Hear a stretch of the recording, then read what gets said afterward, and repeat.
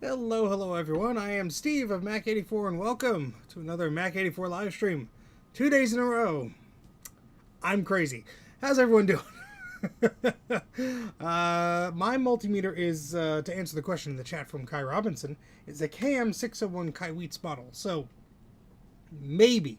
Anyway, how's everyone doing today? Let's scroll through the top of the chat here. We have Trina, we have Francois, who's always sacrificing their sleep for the goodness of watching me. I don't know if that's a good plan or not, but more power to you. Retrotech or Die is here. We also have Kai Robinson, the one and only.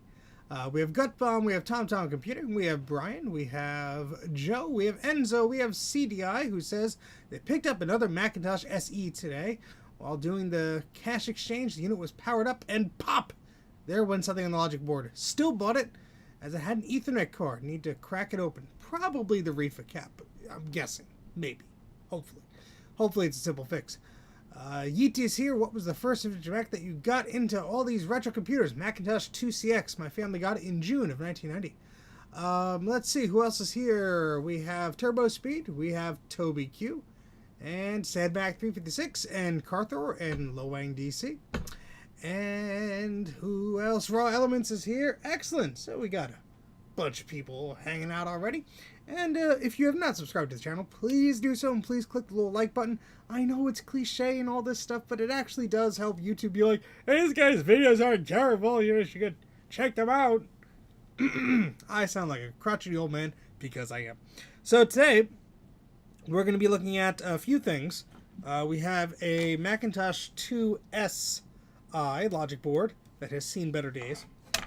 And we also have a very crotchety Macintosh 2CI logic board that has seen better days. So we'll be talking about these. First, a few housekeeping things. Wow, should have drank more water before coming down. That's a mistake. I wanted to promote a few things I've come across. So I'm going to put some links in the chat. KMac Vintage also streams on YouTube. Subscribe to their channel. Has a shop with a bunch of cool stuff. So let me put some of this stuff on the screen here. And there we go. And so, yeah, this is pretty neat. KMac Vintage has a few things, including this ROM programmer I want to talk about today. I actually have one with me. This ROM programmer is a pretty neat little thing. It's sold out currently, but I know more are being made. But essentially, there was that big mess of wires ROM programmer to basically program ROM sims. And essentially, you can't buy them anymore. So, they have recreated it. So, KMac, along with some others, have recreated this ROM sim programmer. Pretty nifty little device. So, I'm going to be doing a video review about this. It's pretty simple. You get a 4 meg ROM or an 8 meg. This is a 4 meg here. And you have to put it in correctly, obviously. And yeah, snap it like that. You plug in...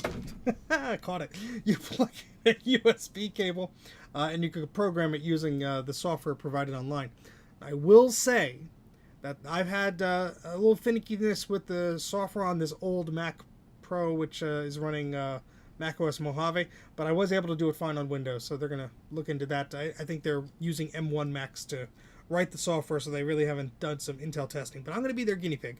That's why I like to buy these things and help everybody out. But yeah, this works. I flashed a ROM to it. In fact, I flashed a Mac 2 CI ROM in order to try and troubleshoot this thing. No, Retrotech, you cannot have it. You can buy your own, you lazy yeah, so they're currently sold out now, but the link is in the chat there. checked for power. I will check that in a second, Kai. I did plug in on the 2CI. We have there's a Tinker Different thread I'll link in a second. I did plug in this snooper card, and everything seemed to be okay as far as comparing it to the other one. Just for fun, here's the Tinker Different thread I was referencing about the Mac 2CI. There you go. And yeah. Hard to find a ROM for 8500. Well, this one in particular is for the Macintosh 2 series. It replicates the Big Mess of Wires ROM that is for the Macintosh 2 series. And I think the Mac SE 30 as well, because that's technically like a Mac 2. Yeah, there's the original Big Mess of Wires link up here. Says it's for... oh, what models?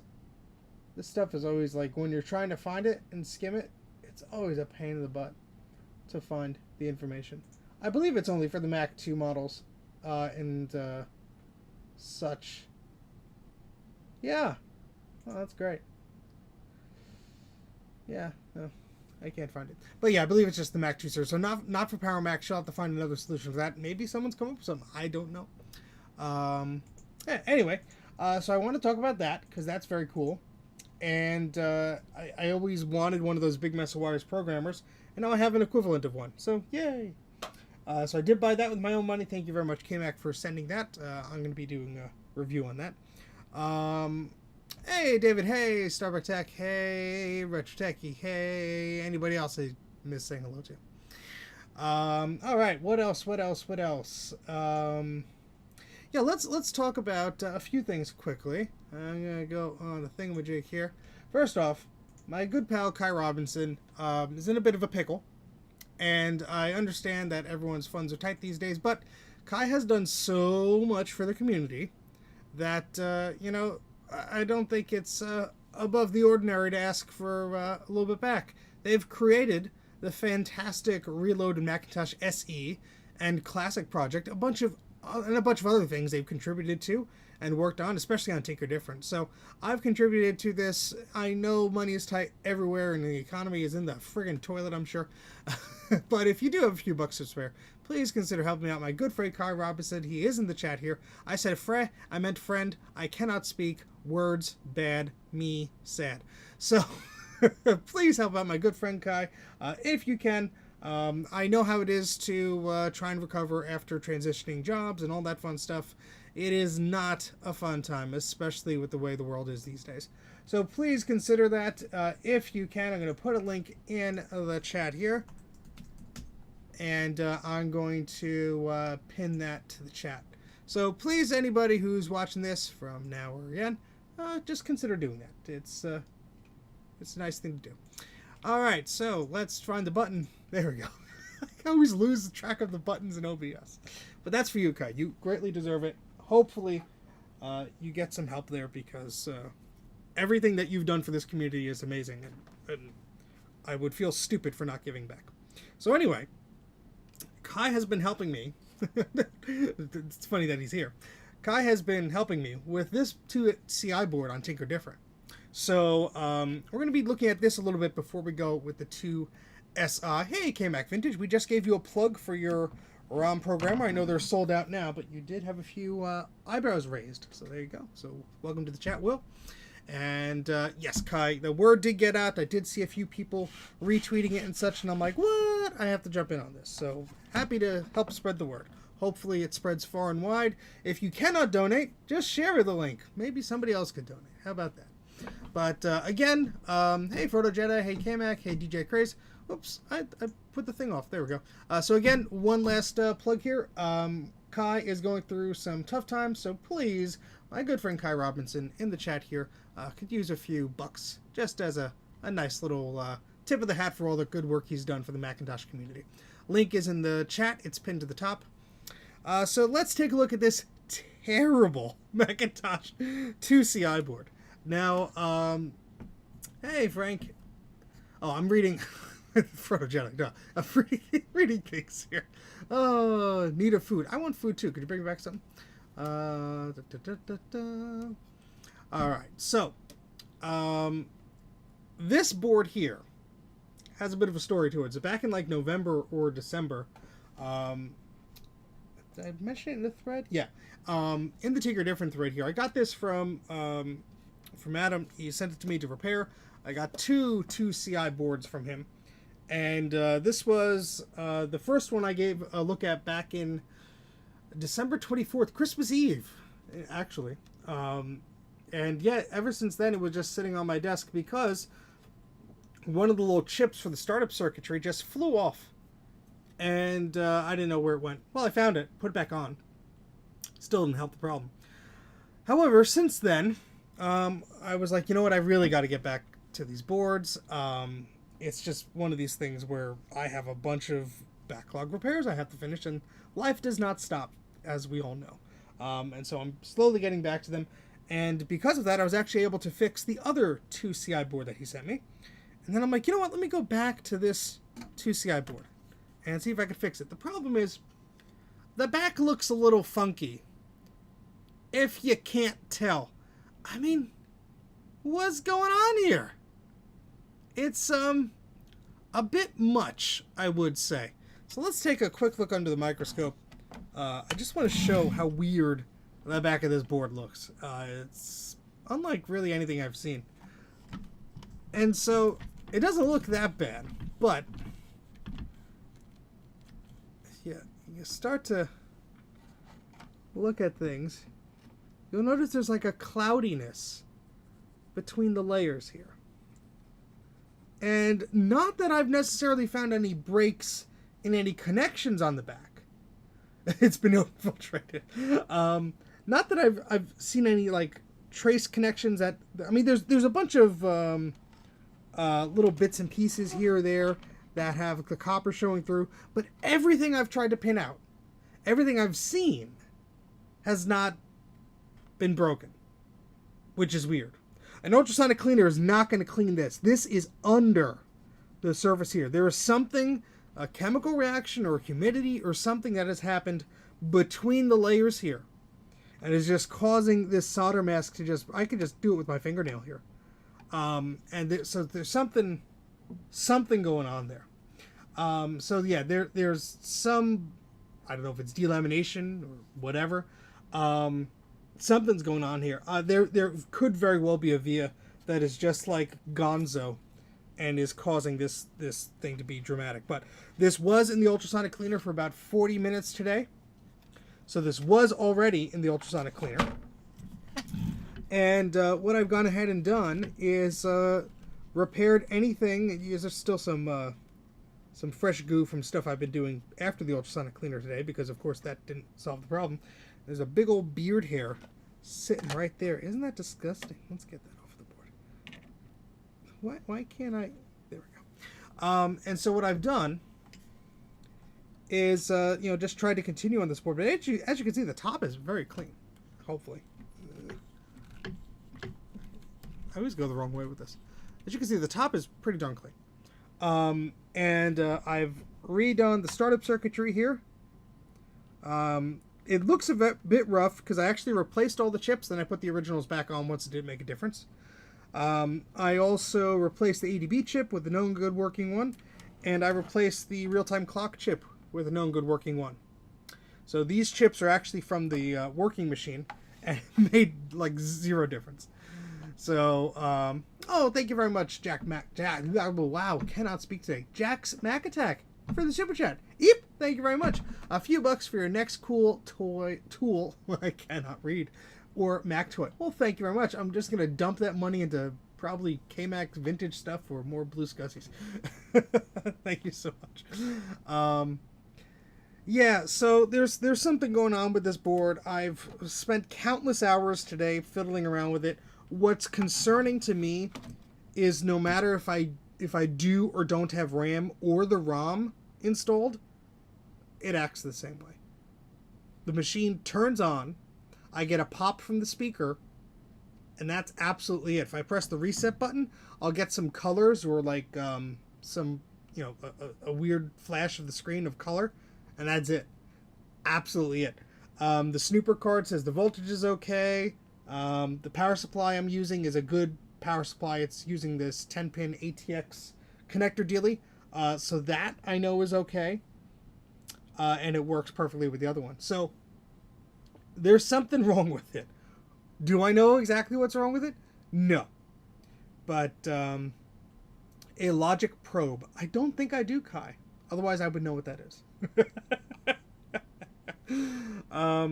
So this will probably have to be on the back burner, or it'll just be a parts board. I'll have to talk to the client about that.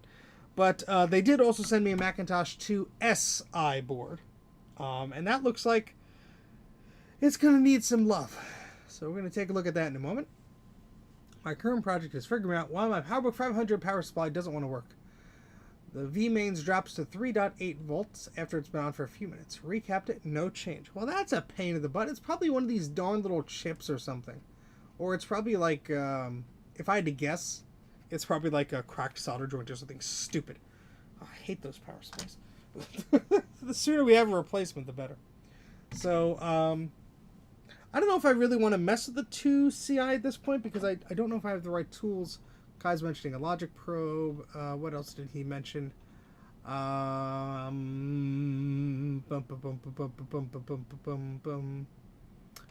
and thank you, Jack, for donating to Kai. That is very kind of you. Yeah, Kai mentioned a few things. Checked for power on UE9.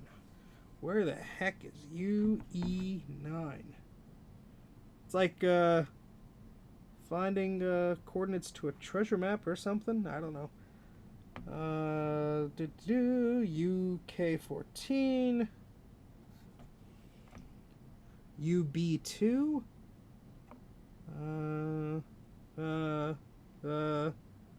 UE5. I'm getting closer. Maybe. Probably not.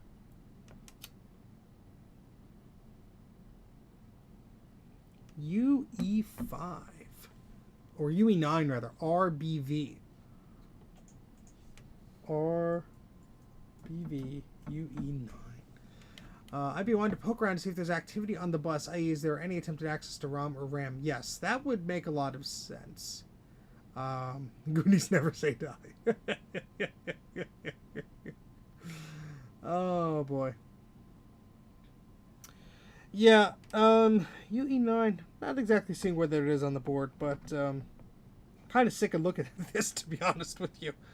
Been spending too much time doing it today. It could also be one of these crystals. I don't have the ones in these containers. I have one of these 32.768 ones. So I do have one of those, but I wouldn't necessarily think that's a problem, but I could swap it out if needed. But, yeah. Hey, Mike, how's it going? RAM-based video chip. Okay, maybe that'll tell me its location. Is it near the RAM? Oh, boy. UE5. UA5. Behind the video port is UA7. UA10. UE9, the big-ass VSLI chip right there. Well, I guess I would have to look at the schematic for that and measure power at some point. I guess that's what I would have to do. But look for E9 grid reference. Well, see, Kai is smart and knows things, and I'm an idiot and forget about the letters corresponding to the grid on the... And in fact, let me switch cameras here. This is a very important thing to know, and I keep forgetting it. So, most Macintosh boards here, a lot of boards in general, will have numbers and letters.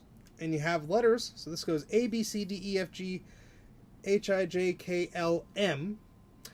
And then you have numbers 1, 2, 3, 4, 5, 6, 7, 8, 9, 10, 11, 12, 13. And so you have chips here like UD11. And that's sort of near the 11 bar here. And close to D as well. So I guess the U is skipped because reasons. And then you have like UA10, which is up here. So I always forget that until I'm looking for something. And I'm like, oh, that's right. They're in order, you dum-dum. So there you go. That's just a quick tip for there. If you have the letters and the numbers, sort of like, doing a crossword puzzle or something. I don't know. Mike will get to that. Shut up. I'm going to see you tomorrow. I'm going to beat you over the head with a 2SI. Oh, God. Yes, our Mike put the link in the chat. There's the VCF East Roundtable. If you didn't make it to VCF East, there was a roundtable with me, Mike, Sean, the 8-Bit guy, and oh god, it was insanity. Go watch that for a laugh. That was fun. I'm very scared of watching it because I don't remember what I said. Oh god, I'm an idiot. Alright, let's copy and paste Kai's comment so I do not lose it, because that's an important little tidbit here. Well, let's try it just for the heck of it, because I'm gonna break it anyway. I mean, it's broken anyway. I don't break things. At least not on streams. Okay, so let's see. It's fun being learned right now.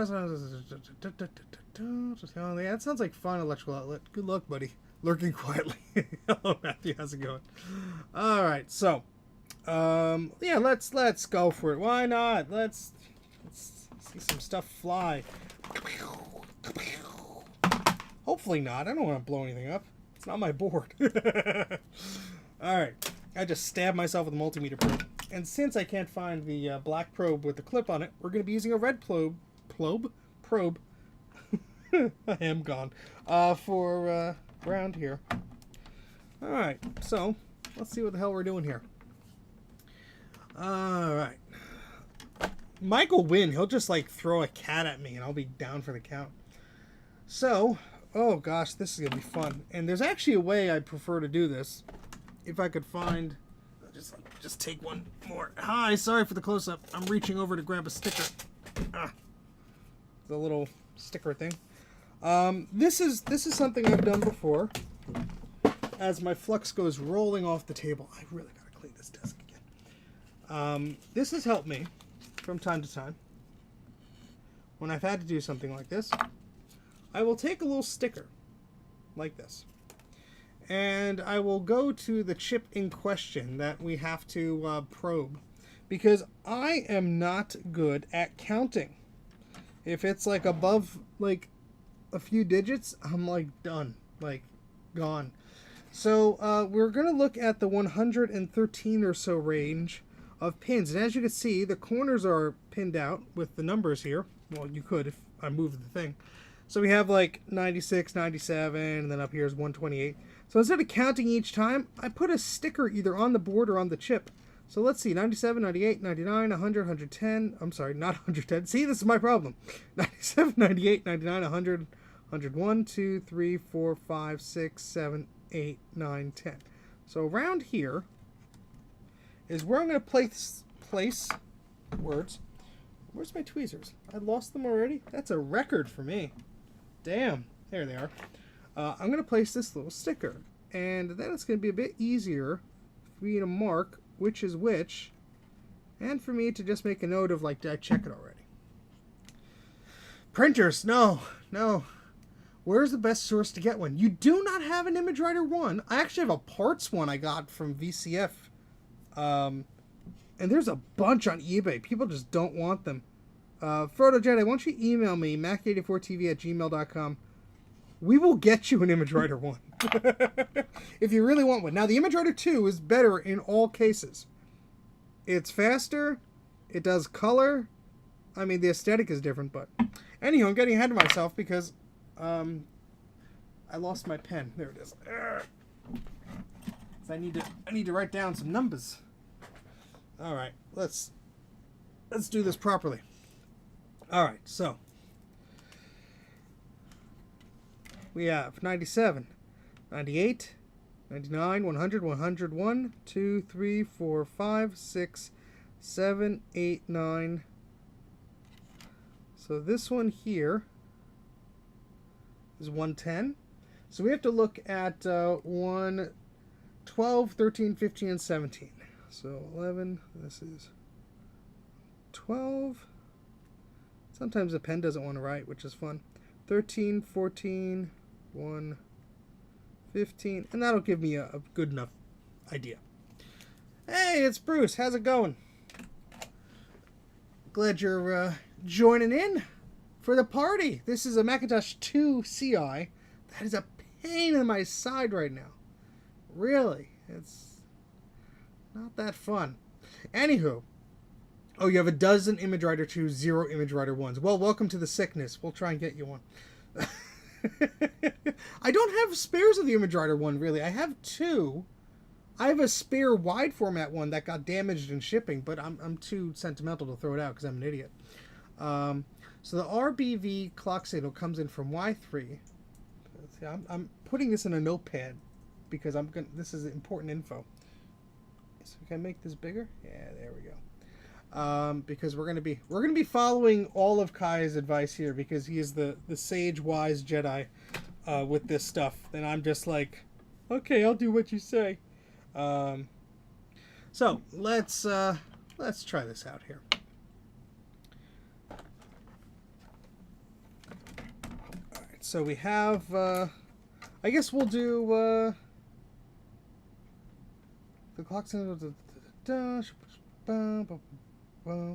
So Bruce, you're smart cookie as well. How do I make my KM601 read the frequency of like a clock signal? This is Steve learns stuff and instantly forgets. Oh boy. Yeah, I have an Apple TV 3 I got for $8 at a thrift store just the last weekend or so. My brother needed the power cable. We were on vacation, and he couldn't find a power cable at any stores for his regular Apple TV. And we were on vacation with his kids, and his kids need to be entertained. And he looked high and low for the darn thing, couldn't find one. Lo and behold, at this thrift store, I rummaged through some cables, and there was an Apple TV Gen 3 sitting there with the cable. So that was why I have an Apple TV Gen 3 now. I think you'll need an oscilloscope for that. Oh, noes. Well, we can at least test continuity, I guess. Beep, beep, beep, beep, beep, beep, beep. Maybe? Does that help? Probably not. We'll just poke at things. Why not? Can I just shove the multimeter into my brain? Would that help? Oh, boy. Oh, yeah. Those apps won't work anymore, but you could still AirPlay stuff to it, which is probably the only thing you could do these days. But anywho, yeah, we have the Kaiweets KM601 multimeter. But if Bruce says he doesn't think it measures frequency, then maybe it don't. Maybe it don't. I don't know. So we have a nice full color display which you can't see under the microscope. Oh my gosh, Daner's here. Hey, Daner. Yeah, it's the figure of 8 power cable. That's what I was referring to. Well, there you go. You get the Plex app and you run it on old Apple TVs. So, yeah, this is 110, 112, 115, which doesn't do us much good if we can't... Don't listen to Bruce, listen to Kai. Is that your new slogan, Bruce? Frequency up to 10 megahertz. Up to 10 megahertz. I think the clock signal is 57 megahertz. So we might be out of luck here. But anyway, I can take you a tour around of what I've done to this thing. There is that Tinker Different thread I linked to earlier. That's in the Macintosh 2 section of the forum. But Bruce says now Kai says it does 100. Well, you tell me what mode to slap the multimeter into, and we will make it do something. Whether it's going to work or not is who knows. But we'll make it cry at least. There's a lot of fluxing junk on this board, and these traces are not permanent. Obviously, what I was trying to do here is figure out what's going on here. I removed one of these chips. These are for the serial port, I believe. It was getting over 100 degrees, where on the other machine, working machine, it was not. So I thought maybe it was problematic, but removing it did absolutely nothing. So I just ran some traces there. We had a nasty one here. But see, what I do first, especially on these clamp repairs, which I don't know if the board will end up working or not, is I am very fast and loose with things. I'll put the cap, like the axial caps, I'll raise them up pretty high, because hey, if the board is junk, I'm going to take those caps back. Oh boy. Alright, so we're going to put this in the, the Hertz thingamajig? Kai? Does that look right to you? Probably, sure. What kind of flux do you use? I'm currently using whatever this stuff is. I think it's Chip Quick. It's okay. It was cheap and affordable. Yeah, Chip Quick NC191. There you go. It was the only thing in stock at the time. So I went with that, and that's going all right. So we have to go from Y3 and then pin 51 of this guy. So pin 51. That's I'm gonna have to break out my sticker thing already again. If I could do that. There we go.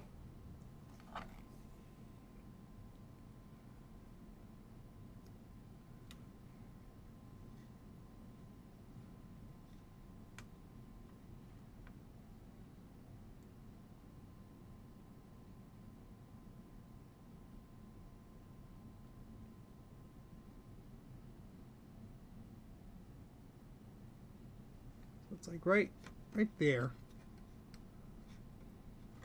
Putting the sticker down so I don't forget. Yeah, well, we'll see if, I don't know. We'll just see. And I lost my pen. I'm not allowed to have anything that's like not attached to a string. Just lose them instantly. I have a marker. Like that's going to help.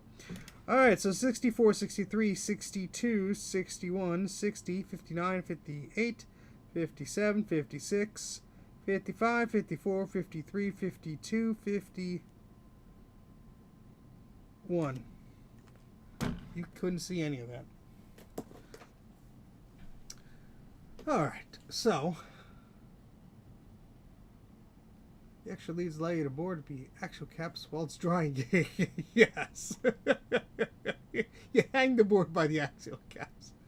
So I'm assuming what I do here, and this is just basically begging for an answer because me, is wait, where would I probe the Y3? I guess from the bottom. Oh, that's gonna be fun. Hold on. We have to swap this around here.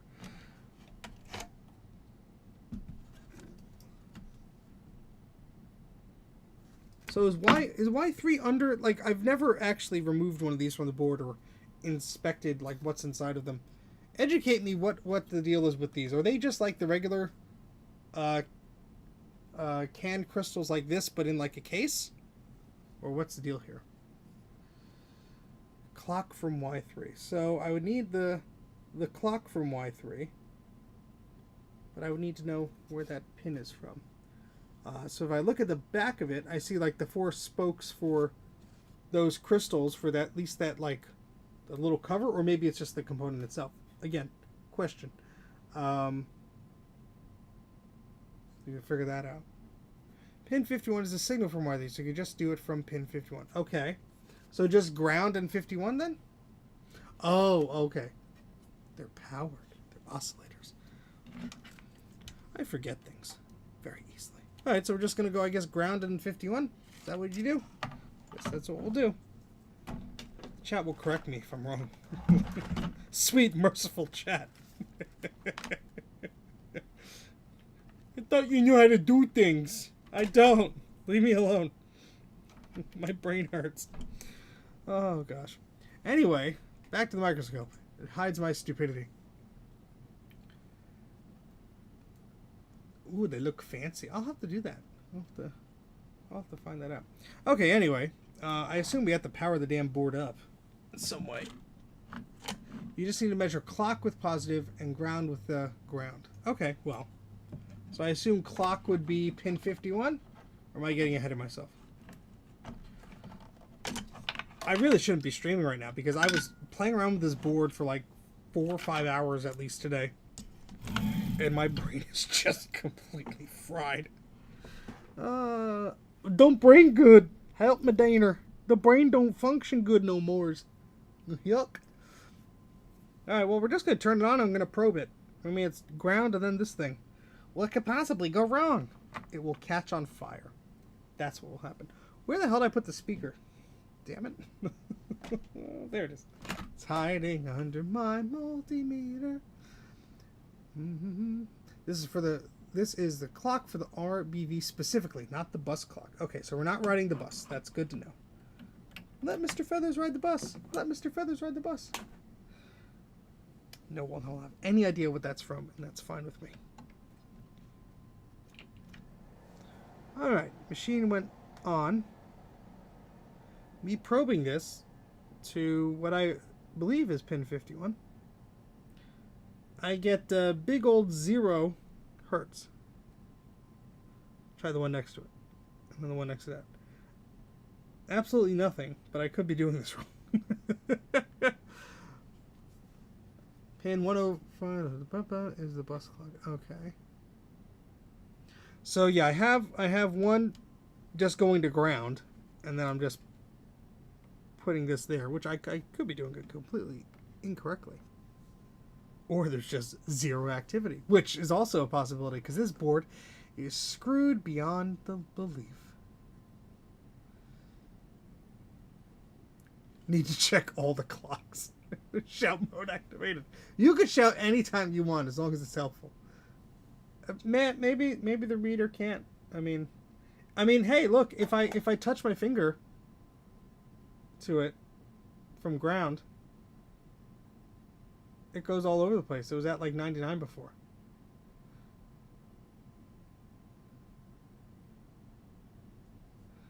It needs a logic probe. Well, someone, kind soul, offered me an oscilloscope. Would that do the thingamajig? Or is it like yet another tool that I need to waste money on? What if I lick it? No, it doesn't do anything. Steve's licking his tools again. Yeah, I will take them up on that offer.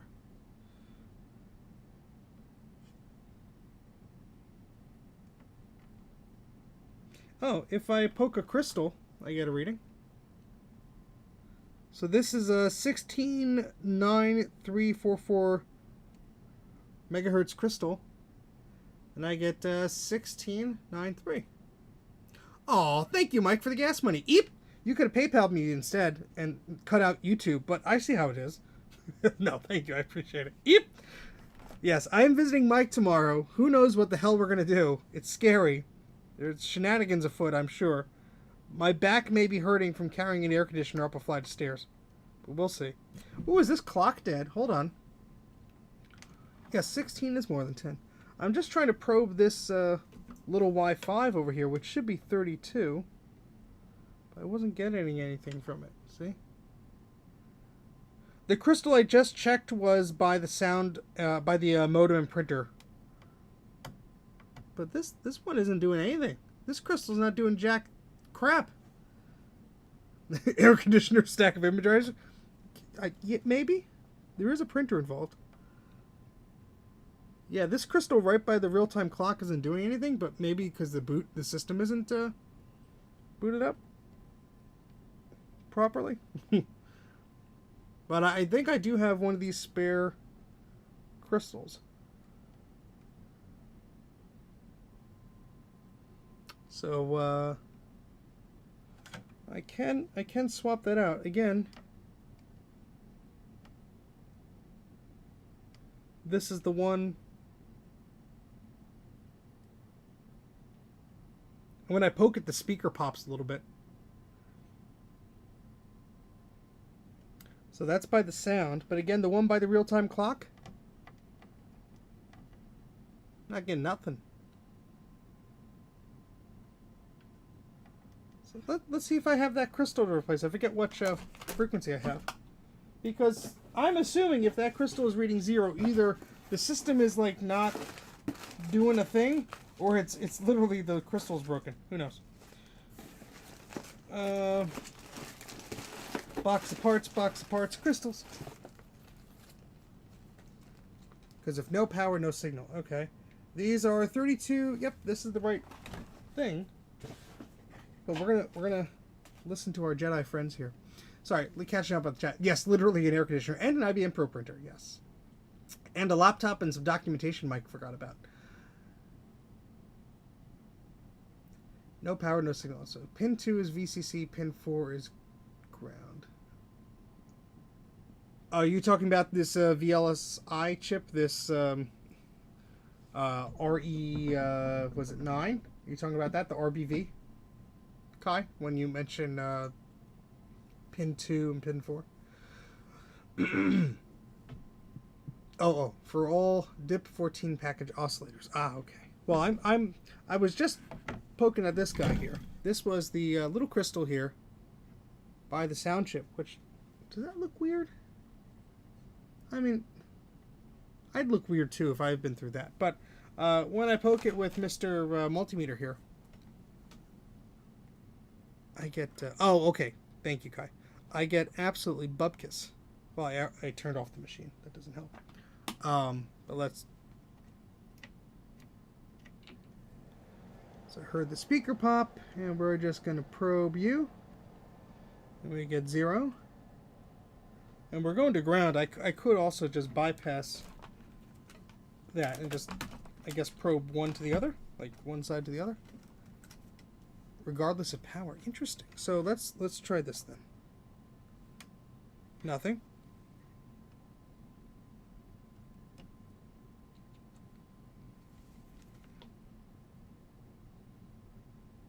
Yeah, the crystal by the sound chip gives me something. But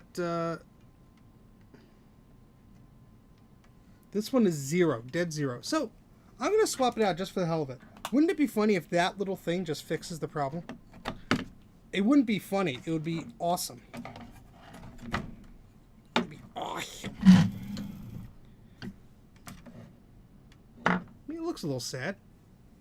I measured the other one in circuit, so I would assume. But who knows? Maybe something's stuffed in this area. So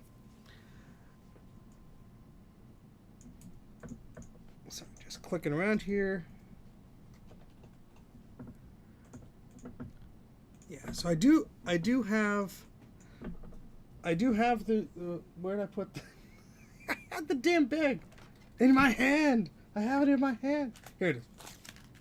Let's just replace it. Well, why not?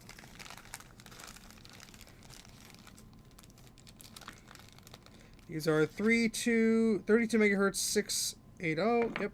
I'm sorry, 7680. Kilohertz, rather. Maybe it's too low for it to measure?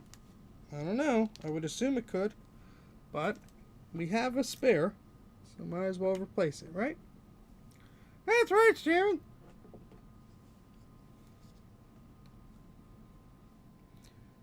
And can you measure? If it magically cleaned up the board, that would be great. A wizard will do it. Let's turn on the soldering iron. Oy. I mean, I doubt this is gonna fix it, but you know, a man can dream. A man can dream.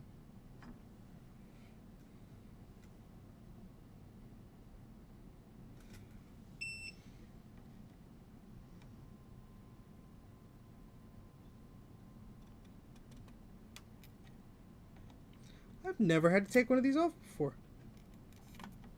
Which is now painfully obvious to anybody who's taken one off before. You're doing it wrong! You're doing it wrong! That kind of worked. Alright, we'll put you to the side. We'll have to wick up whatever hardness I made. I could switch to one of those, Kai. But it would be a bit of a pain in the butt. I should have thought about this. But I didn't want to bother you. Because I know you'll be up to like 4 a.m. trying to help me. Which is appreciated, but my client's not paying you. Dana! How's it going? Hope you are doing well. I know we chatted a bit before. Just wanted to say hello. Hope you're doing okay. This crystal is very tiny compared to the other one. Just shove. Oh, there's a bunch of gunk in there.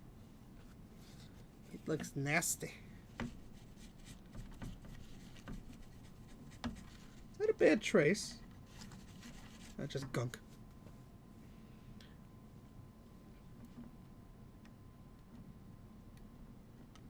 I mean, the main focus of the stream today, I wanted to be the 2SI. So we're just going to fiddle with this for a bit, and if not, we'll get to the 2SI, and I can always schedule time with Kai and bother the heck out of him and make him regret for wanting to help.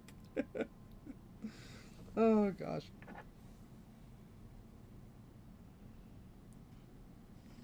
My bun is currently in the loaf position, Dana. And I said to my wife, there's something wrong with our rabbit. It turned into a loaf of bread. To which she ignored me, because our rabbit Gus Gus turns into a loaf of bread whenever she pleases. She's a very good loaf impressionist. I thought Steve was yelling at me. He does that a lot. It leaked out all the hurts. I only yell at Dana in voices like this, lousy, and so on and so forth. Excuse me. That happens once in a while.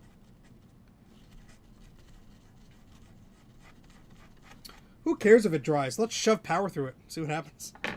Famous last words. Alright, let's plug a speaker in. If this chimes, I'm going to lose it. Plug in our power supply. And 3, 2, 1. Nah, we still get the speaker pop. Let's see if the thing measures any differently, though. Nope, we still get 0. Dead 0. So, walking on messy haystack of a bun. I love a bag of spuds. I'm glad Moppet is doing well.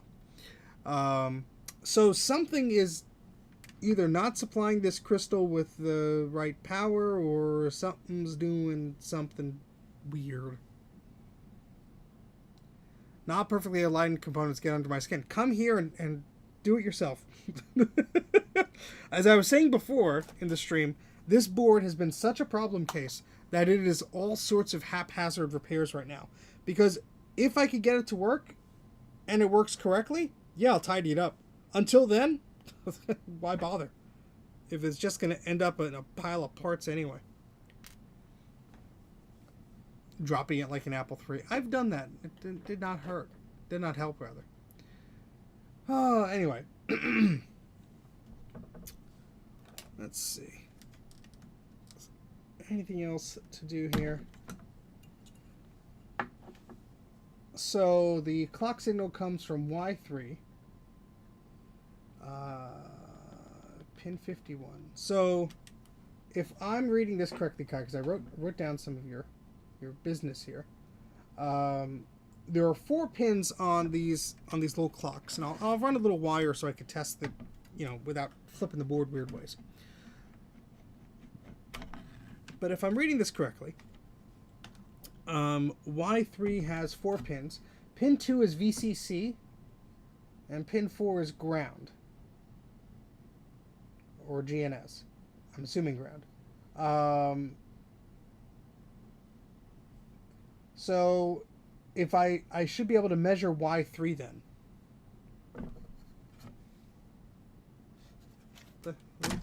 Let's find out. So Y3. Hey Eric, how's it going? Y3 is the middle one of these suckers. Nearly dead and exhausted. I know how that feels. Alright, so pin 1 is there, and then was it clockwise? I'm an idiot and I forget. Let's go into continuity mode and save our ass from being stupid.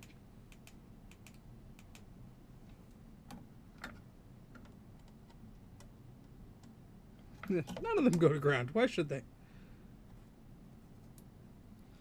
No, the meter's not in continuity mode because I'm an idiot. I pushed the button 1 too little times. Alright, so that has to be pin 4 then. So that's 4, and then 1, 2, 3, 4. Yeah, alright, so let's just test it. Yeah, why not? Oh, do it, Darren. It's okay. You won't kill it. Okay. So, we're going to plug this in again. Then flip it upside down. And hopefully I don't break anything. Speaker. Oh, I'm feeling it today. I'm not that age yet, but oh boy, some days I feel very similar. So you have my sympathies, sir. Let's try and turn this sucker on. It is on. So let's go back to that. Why won't you move anymore? Go. Go, multimeter. Go. And let's see if we get anything out of this. So, ground. And U. Wait, 1. Well, that's not doing anything.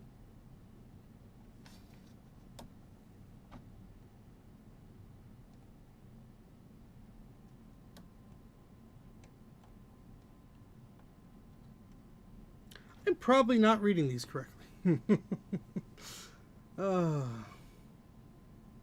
Hey, Digital Project, how's it going? Try dropping a 5200. Yeah, no. No. Time to stand. No, Apple Watch. I'm streaming. This is more important than exercise. Oh, God. I don't know what I'm doing. I should be working on the 2SI. So we have 2, 3, 4. Oh, wait. Yeah, oh. No, nothing is. Yeah, so that's pin 1. That's pin 2. Yeah, this isn't measuring anything. Streaming is exercise. Hey, John, how's it going, man? Sorry, just trying to figure out things.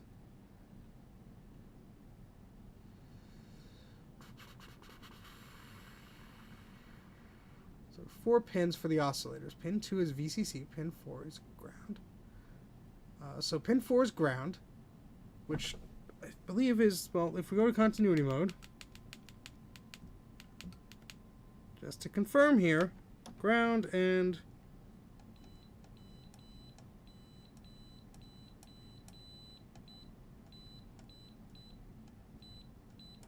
so in my case, when on, all 3 out of the 4 pins beep to ground, which is interesting. And pin 1 doesn't. So that's weird, Mr. Robinson. Probably went to go have dinner and I'm like bothering him. So that is strange. Yeah, they're all.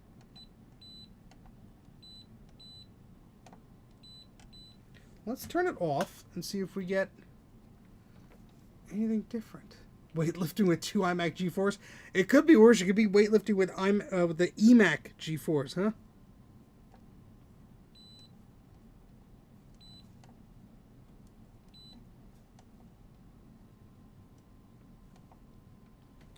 That's interesting. Let's try this again. I swear when it's on, the behavior changes. Yeah, when it's... Okay. So when it's on, like Y3, pins 3, 2, and... Wait, 4, 3, and 2 will be continuity. They'll just have continuity. They just will. But when it's off, only 4 and 2 do. So, something's happening, but me not smart enough to understand what. Unless, when I go to measure, in the Hertz mode of my multimeter again,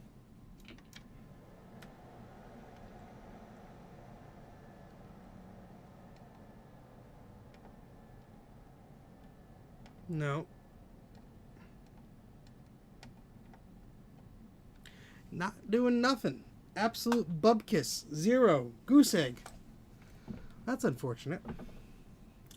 Well, I guess I'll take a little bit of a break from this board because I don't want to work on it anymore. To be quite honest, I do not. So let's take this off. Let's work on that Macintosh 2SI that I promised everybody.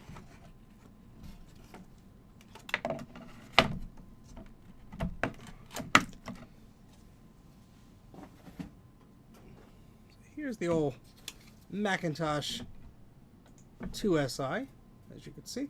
Serial number is partially ripped off because, well, it's melted off. Starts with CK, then it jumps to 03UC, or 603UC. So there you go. All right. So let's take a look at this thing under the microscope.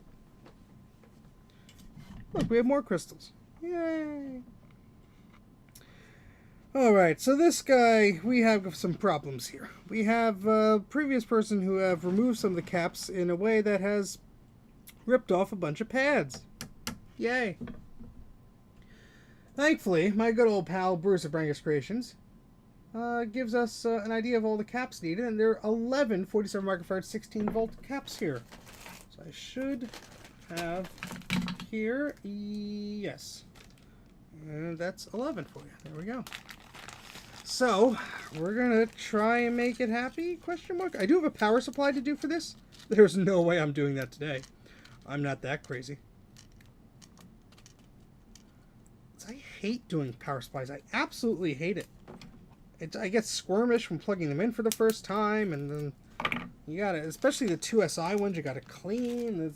I don't want to do it. I don't like it. I don't like it. I don't like it. I don't want it. I don't want it. Alright, so basically we just gotta fix all this crap here. Oh, jeez. What am I getting myself into? Where's the thicker spool of wire, which I'll probably prefer for this. My desk is a mess. It's a mess. Whose desk is a mess? It's mine. Desk is a mess. There it is. Gonna drop it on the floor again. Hooray for the twist off method. Yeah, hooray for biting them off with your teeth. That's what it looks like. This person did. Oh, goodness.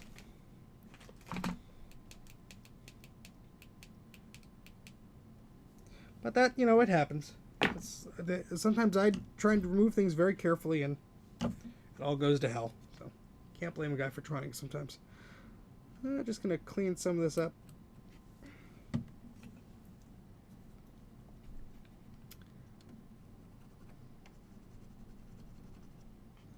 Alright, so what I'm going to do for here is Bruce got apparently some flack for saying he repaired a pad. And they're like, well, the pad's no longer there. You didn't repair it. You just ran a trace. And it's like, well, what else are you supposed to do? It's like, seriously. What else are you supposed to do, given the circumstances? So this is going to be interesting, because I actually have to run a trace from here to here. Because that pad was right here, and it connected both of the lines here. So I'm going to have to put a pretty chunky cable. And then I'm just going to have to stick the capacitor right on there, too.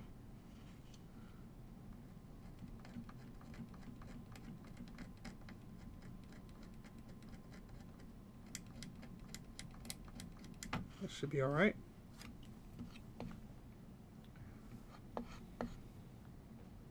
Decapitate the caps. All right, so let's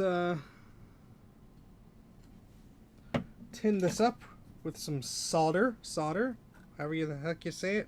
Someone commented recently in the video, it's interesting how so-and-so says this. It's like, that's nice.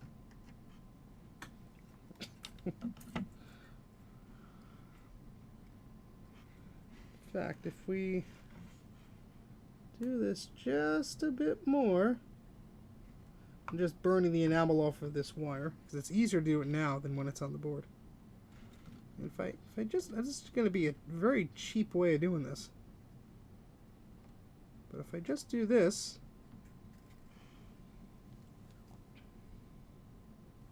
and then another on this side, yeah, that should do it. You missed me saying FU to the 2CI board and moving on to the 2SI Kai. Because when I was trying to probe out the crystals on the 2CI, everything went to ground except for one pin when the system was on.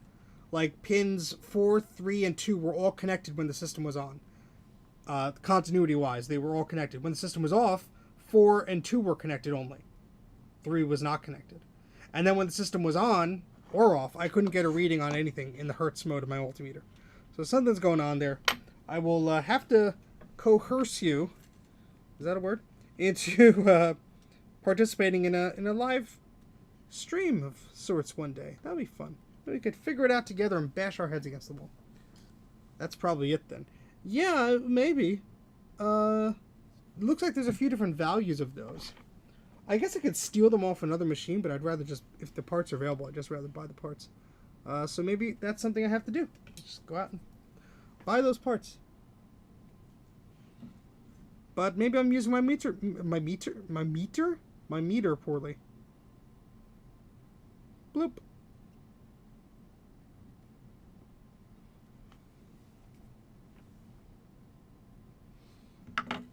As I like to tell everybody, I'm just an enthusiast of this stuff. I'm not an engineer by any stretch of the imagination.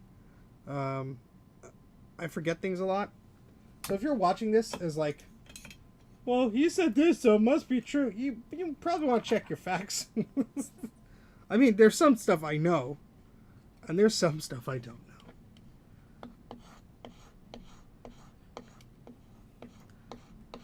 Well, someone did offer to send me an oscilloscope. I do have to follow up with them. That was just yesterday.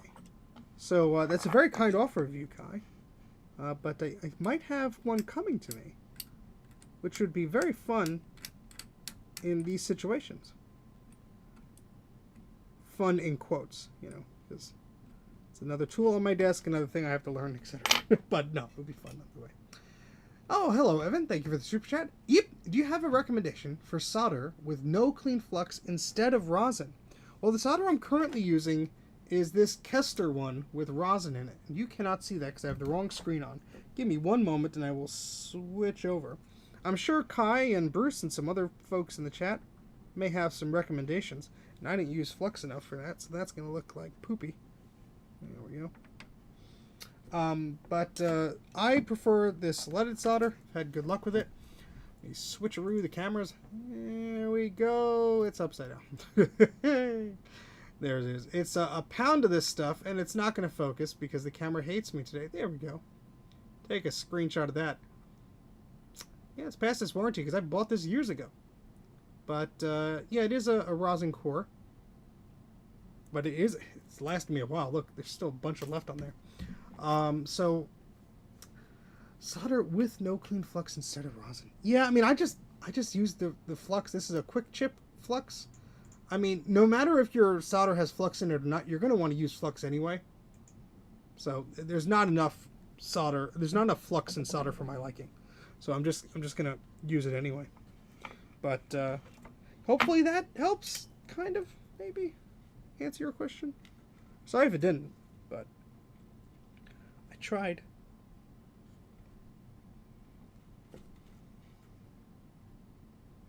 It's going to be interesting.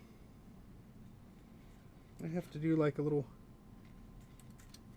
curvy bit here.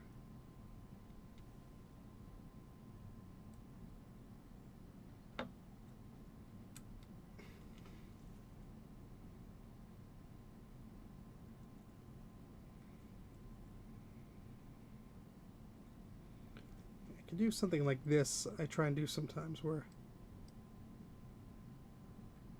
I can always just put the cap sideways, but I don't really want to do that in this situation. There's not nearly enough solder or flux here, so.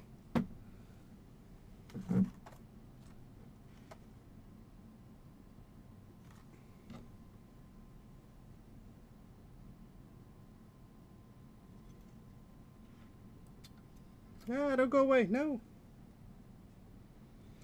These tweezers have a mind of their own sometimes.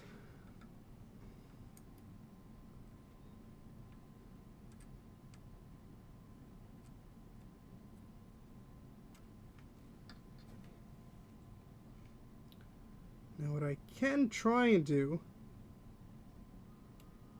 is just burn off the enamel here. There we go.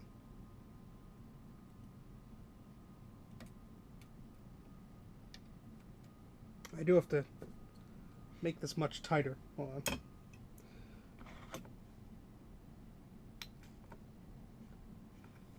on. Hold, please.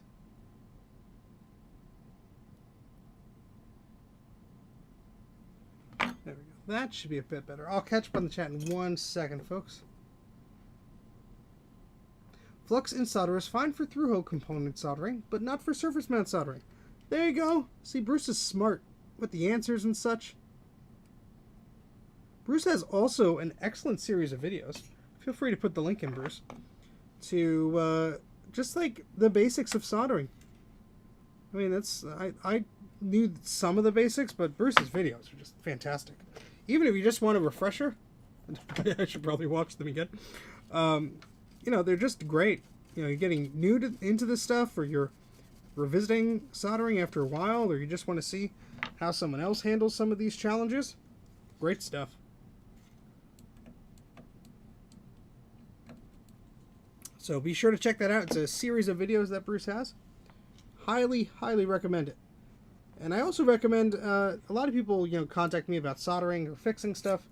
And, you know, like, oh, I'm just about to fix this Mac Classic board. What do I buy? And it's like, whoa, whoa, whoa. Don't make the mistake that a lot of people have made, including me. Don't try and fix this precious old vintage stuff right out of the bat. Right out of the gate, rather. Jeez. Brain. It's very fragile, and it's very unforgiving. And you get into weird situations, just like I am, where there's like plastic here, and you have a hot iron, and you're probably going to melt something that you don't want to melt. But looks like someone else already did, so I'm not going to feel too bad if I do. But let me do this without the microscope. It's not letting me get in there.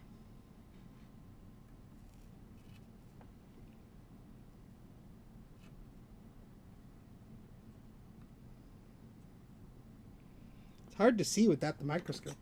But yeah, you want to get one of those practice kits that are on eBay or Amazon or whatever. There's tons of them, and some of them like light up. Some of them like make a little jingle or whatever. But basically, they allow you to practice your soldering skills on a kit that if you break it, who the heck cares? You know, it's like $10, you know. That's not a bad. I think that was one of the oscilloscopes that was recommended to me, Evan. At least that brand.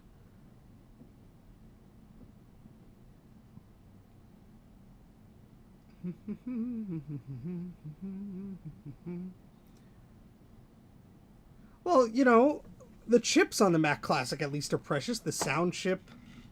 I mean, the Mac Classic isn't the best Mac out there, but you know, if it has sentimental value to you, you don't want to just, hey, I think I'm gonna do it, and he like rip a trace clean off the board. Oh, well, that's. Speaking of ripping things off the board, somebody ripped a cap here. I'm going to cut it and try and break this plastic off.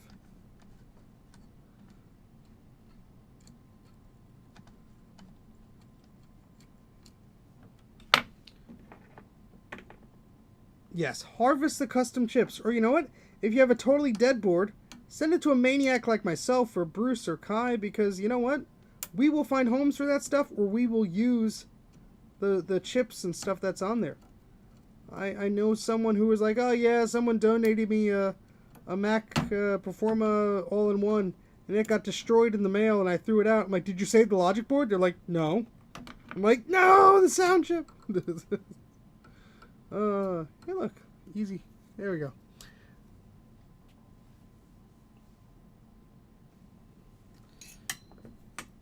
Well, what I do for these little nubs here is I just go like this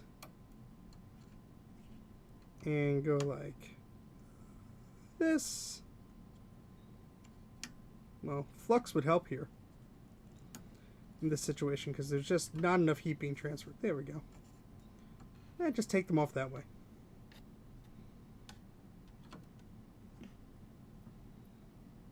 Rob, how's it going?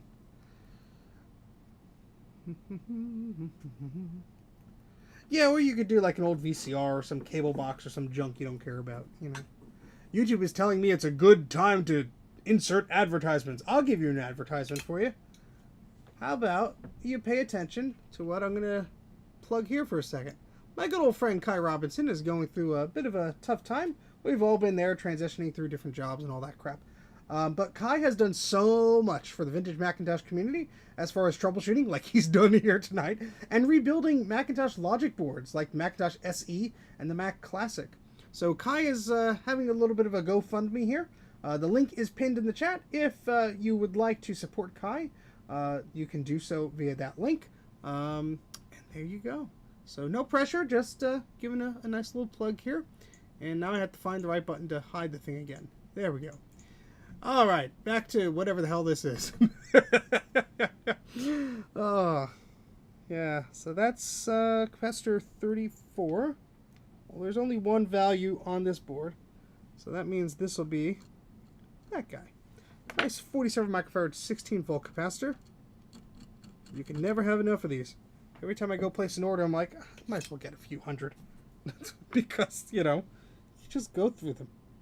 I used to order them in dozens, and then, like, I had an order of, like, 200 once. And then I blinked, and I'm like, where did they go? I swear I have some. And it's like, oh, you used them all, you idiot. Yes, thank you, Quicksilver. Unfortunately, its cousin, or its brother, 2SI, was 2CI, was not as happy. But maybe we can make it up with this 2SI. Maybe this will work correctly. I'm sorry. I should say, as I said before, you know, it give if you can. I'm not saying, look, you know, give until you're out in the street yourself. We all understand times are tough, but if you can give a few bucks here or whatever, feel free to. Just spreading the word. Let's try and get some of these old pads off of here from the old capacitors. That's what happens when some people clip them off or whatever. Sometimes the little bits remain. Yes, those are great. I think those are the ones I'm using now. These, at least it's some of the ones I have in my arsenal. The little tinier capacitors. They are so much easier to work with. And they're about the same price. You know, a few pennies more sometimes. But it's like, makes it so much easier to get into these crevices, and it's just a pleasant experience. You just have a bit more room. I mean, just look. Look at that. Plenty of room on the pads. Especially like in this situation, there's plastic right here and there. It's going to make it much easier for me to put into place. Anybody who I did not say hello to yet, hello. Sorry I missed. How many people are in the chat right now? I don't have the screen up. Well, it's covered with stuff. So I can't tell at the moment. Also, my screen, usually the YouTube Studio screen, lags terribly behind like what it actually is. I remember once I had like over 100 people watching, which was a record. And YouTube said I had like 30. So I can't trust it. 47? My goodness. Hellos, everybody. Hopefully everyone's having a good day. Today is Saturday here in cloudy old New Jersey in the United States. Hopefully the weather is okay where you are. Hopefully the weather will be okay tomorrow. I'm going to be driving to visit my good friend Mike of Mike's Mac Shack. And who knows what sort of weird shenanigan weirdness we'll get into. Is that cap reversed? Oh, probably, because I'm an idiot. Yes, it is. Thank you. See? This is what happens when I keep yakking and talking and not paying attention to what I'm doing. Thank you very much for the save, folks. We'll just, nobody saws that. We'll just swip it around there. Bob's your uncle. There we go. Thanks for the heads up, folks. Sometimes you just get focused on the wrong thing. And hello, Colin. I don't know if I said hello to you before. Welcome to the stream. Dug out some caps in my box for recap second A board. All polymers I had ordered for previous board years ago. Wow.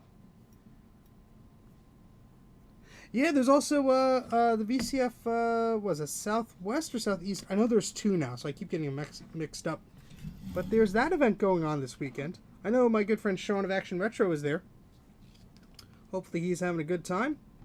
Saw some pictures on the socials of all the people geeking out. Kate, the Macintosh librarian, was there as well. Very jelly that people are having fun there, getting good hauls. I'm sure is consignment stuff and the for sale tables and all that fun stuff. So very cool. Look at this. Look at this. Ugh. Let's see how well this cleans up. Just get some alcohol here. Just go scrub-a-dub-dub. Not by much. Oh, this is gonna need some ultrasonically cleaning time, because these caps just probably just annihilated all this stuff. Oh yeah, this is just. Oh yeah, this is gonna be great. Hopefully this one will just chime. That'll be nice. That'll be nice. A man can dream. A man can dream.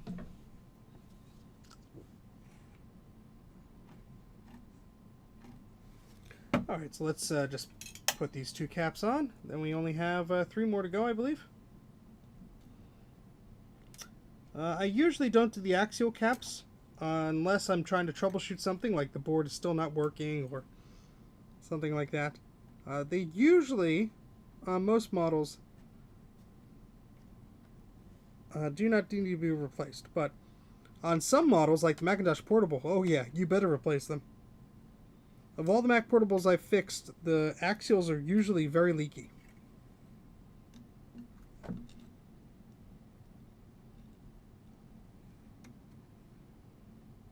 So on these tantalums, the stripe is always pointed towards the positive. Something I messed up earlier. So always check your work.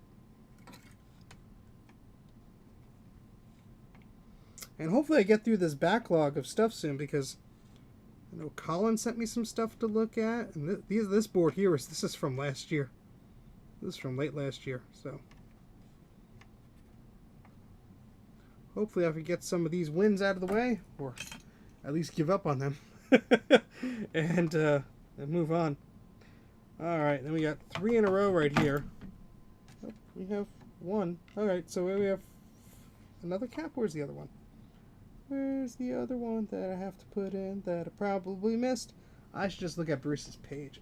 It's much easier to look at that than stare down at myself. Because he has them circled. Yeah, there we go. Oh yeah, that's going to be a fun repair right there. Oh boy. So just catching up on the chat. Battery bomb of this board or just caps? Not sure exactly what happened to this board. I don't see really evidence of battery bombing, but the person that sent it to me said they either tried to recap it for themselves or they got it from someone who tried to do it themselves. And either way, there was a bunch of missing pads, and they were like, you know what? I don't want to deal with this. I'm going to have Steve deal with it. And that's why it's on my desk today. But good old question. Yeah, the VCF Midwest is in like the Elmhurst, Illinois area. So depending on where you are in Ohio, that might be an option. But hey, the more VCF events, the better. If someone wants to organize one or a similar type thing, do it. It'll be fun. Might not be able to make it there myself, but you know, more power to anybody who can. You know, every single time I post one of these videos about like the swap meets or whatever, and I understand the question is coming like from a curiosity point or whatever, like someone like is genuinely curious. But I always laugh at them because like somebody would be like, oh, do you know where there's one like this in like Florida? And I'm like, I don't know, I don't live in Florida. Or like, oh, it would be great if there was one of these events in like such and such blah blah blah. Do you know where there's a thing like this there? And I'm like, no, I've never lived there. I don't know. Like, unless something is on the VCF site that specifically says, you know, we're having an event here. And I always plug the site because, you know, they're adding events all the time. Unless there's something specifically on the site, I don't know. I don't know more than most people, you know. But I understand. People are excited by the flea market photos and things like that. And oh, this will be fun. Let's see if we could actually do this. But I always find it funny. It's, like it reminds me of this this time somebody contacted me. I was selling a futon, and it's a foldable futon, but I was selling a futon. And I list the dimensions of the futon along with the link of where I bought it from, which has even more information about it.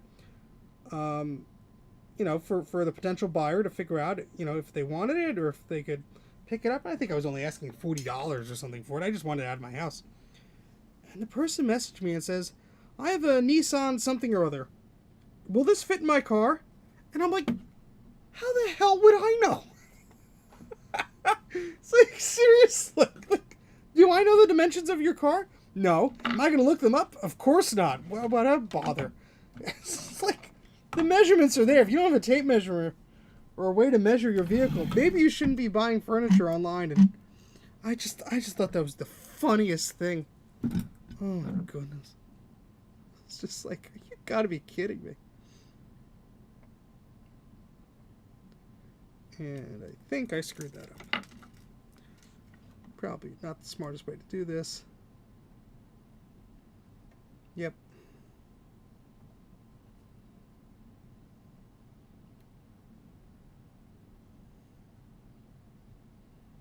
Actually,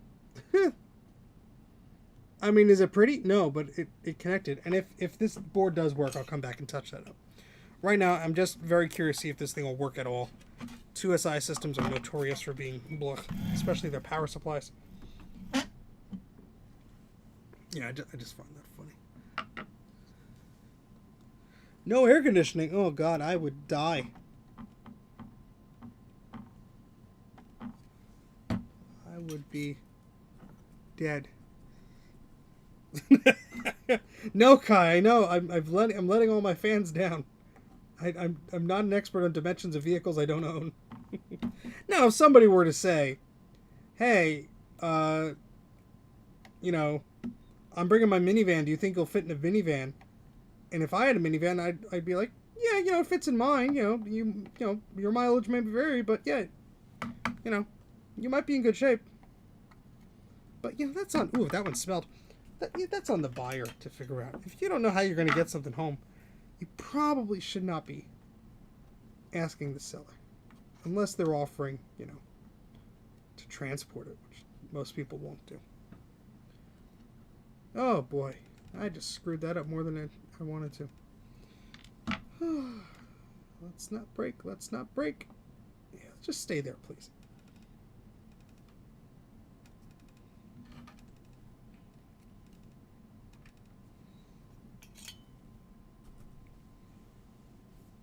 Yeah, I can't imagine. My electric bill's been going up. Everything's been going up.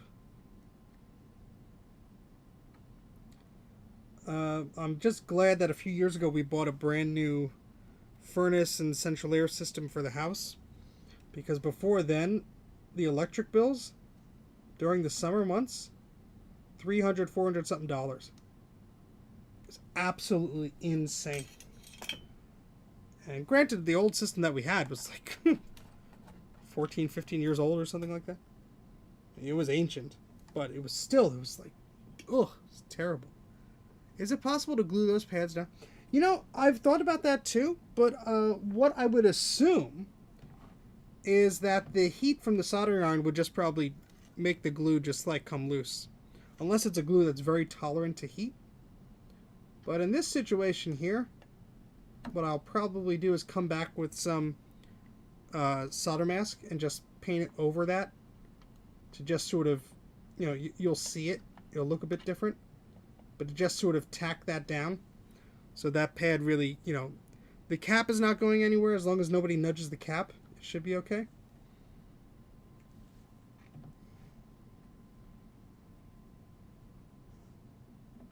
I had somebody contact me, oh gosh, this is at least a year or so ago. They're like, I want you to recap it, but I don't want any solder mask or any this or any that. And I'm like, well, that's not up to you. That's up to me. If the board needs it, that's how I do it. So if you don't want that, do it yourself, find somebody else. I don't know how you would fix bad traces and stuff. I don't know.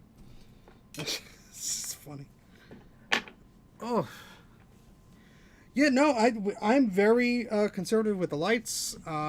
And I could turn my computers off and my displays off and everything when I'm not using them. And when I look at the energy report, it's still like, your house is not as efficient as your neighbor's. And I'm like, that's just great. Maybe like the old water heater we have or something is eating it up, but I don't know. So I think that's all the caps on here. I'm just going around with some isopropyl alcohol, cleaning up the board. Because there were a lot of nasty little thingamajigs here. And I want to give this the first, the best we can as far as turning this on. Now this W1 should have a jumper on it, no? I think the jumper should be on, or the jumper is on that to select the ROM sim. I could be wrong. I get confused. I know on the 2CI, it's different. If the jumper's on, it does not access the ROM sim. And when it's off, it does. So maybe this is the opposite, but I think we're ready to fire this on. I do need some memory. Maybe we could steal some from that 2CI here.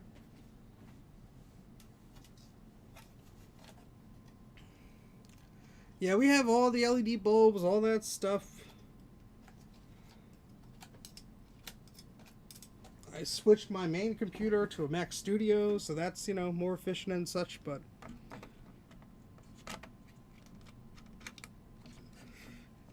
some things still eat up a lot of power, like old appliances. Our oven is old, but, you know, whatever. Not going to spend $900 to save a few bucks in energy. At least not until the oven breaks. Alright, so we have some memory in this thing. This will take the same 10-pin power connector as the 2CX, I believe. So we'll just be able to hopefully shove that in. I'm just trying to find something here. Something that I was looking at earlier. Because I want to plug it. There it is. This is the power supply thingamajig I'm using rather. It's a beige ATX. Basically, it's a little adapter. Let me get switch the screen here. Yeah, you can't see because everything's in the way. But anyway, let me take the camera off. It's this little adapter, and it converts a standard ATX power supply to the 10-pin of these early Mac 2 systems.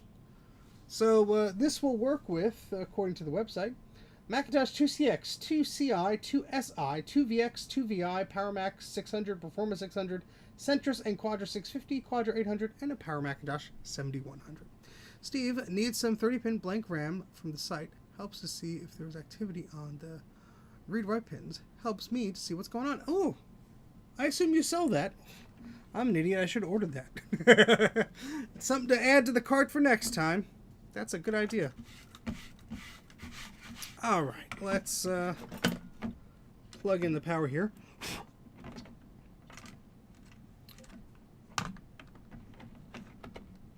And it's currently turned off, which is fine. This board is so small compared to the other one I had here. We need some sound, but I believe the speaker...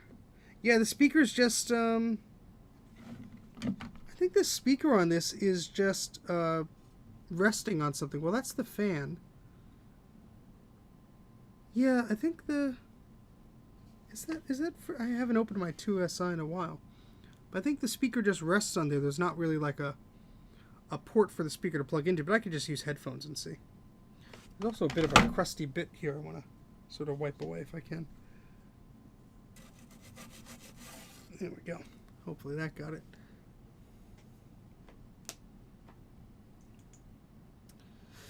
Okay, just double checking my work here, making sure I didn't put any capacitors in the wrong way like I did earlier, because that would be bad. Let's see, the rest of these look like they're okay. I think it's time to fire it on. Now, I don't think I could use, well, I might have the adapter over there. I don't think I could use my VGA setup with this because the 2SI output's a weird video thing. That's right, the spring turn was on the bottom. That's what I was looking for. I was like, where is it? I've seen this before. On the bottom of the board. that's where the speaker goes to. So we have speaker / LED. So that's how the board gets it. I guess I could, if I really wanted to, I could tap into that, but I'll just use headphones here. I have a pair of headphones just dangling precariously on the microphone stand.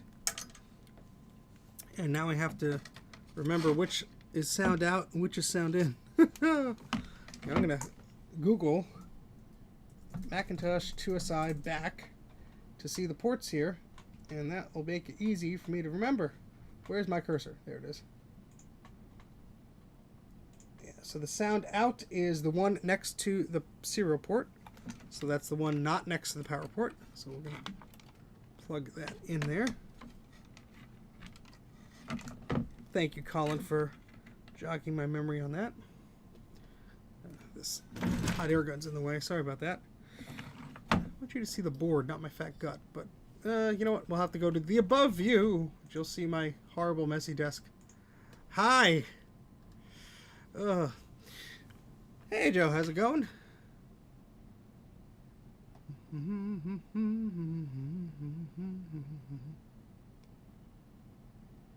Oh, you could also add pin header to the 4 holes missing about halfway to the power plug. Halfway to the power plug. You mean this J16 here? By the floppy? You can't see because I'm on the wrong view. There's 4 here by J16. Well, actually, that's 5. Halfway to the power. Not sure if I follow, but anyway, we'll just deal with what we got here. Oh, those. Yeah, okay. So pin 1 and 4 is speaker, 2 and 3 for the LED. Okay, so there always fiddle around with that if I want to, but for now we'll just see if this works as is.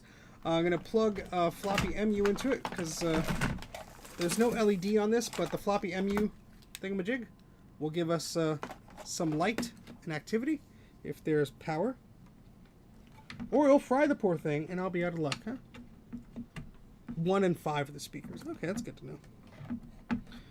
Well, hopefully these headphones, even though they have the headset-style connector thingamajig that screws up some machines, we'll get some life out of it. I don't think I'll get any video signal, but I'll try.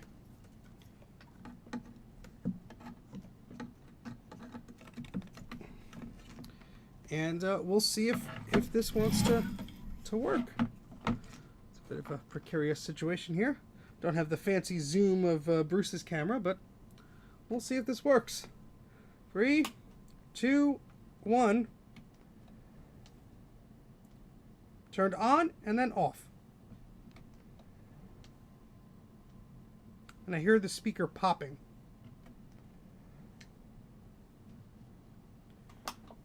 I'm going to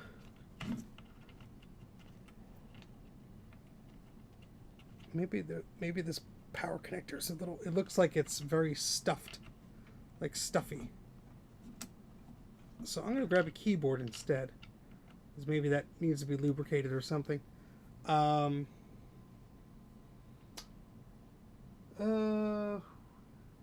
Keyboard, where did you go? Where did I put you? Oh, I had to get up. Ah, my components. I'll be right back. Ah.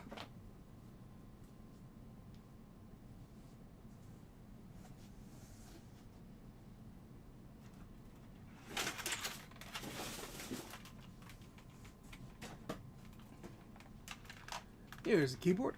Oy.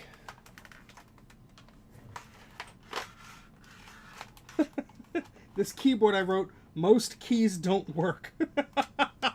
I like those odds.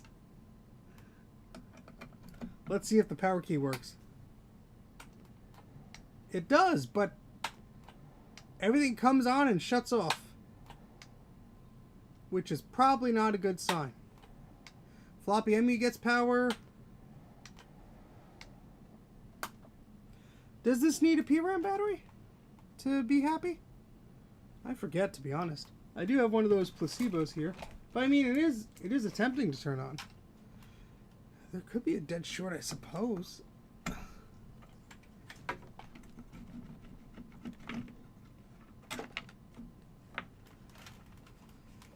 No pure battery needed. Yeah, I didn't think so.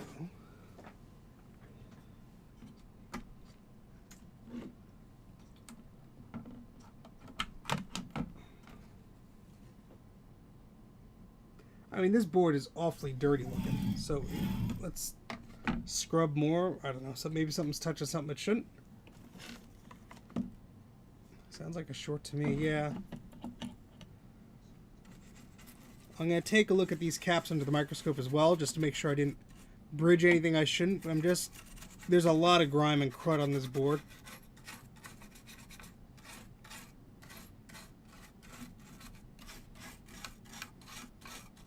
Especially by this MDU chip. This is a perfect candidate for the ultrasonic cleaner, so if we can't figure this out, in the cleaner it will go.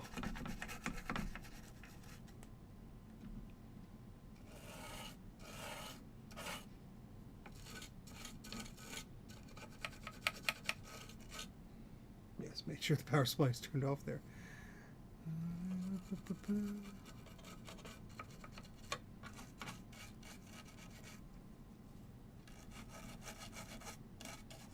A lot of stubborn crud on some of these chips here. Poor little machine.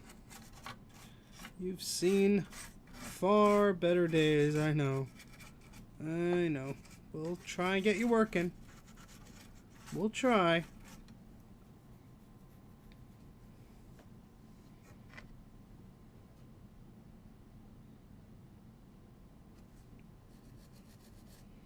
Make sure I didn't goof up any of these capacitors. No. Nope, nope, nope, nope. That one's fine, that one's fine. That one's fine, that one's fine. I mean, unless I made an assumption of how this capacitor connects, but I'm pretty sure that's how it is. Because why else would you have... I don't think this is the problem, but because why else would you have this trace going to a pad and this one just ending? That has to be connected. I mean, I don't see any other way that would make sense. But, all right, let's see. Anything else that looks suspect here?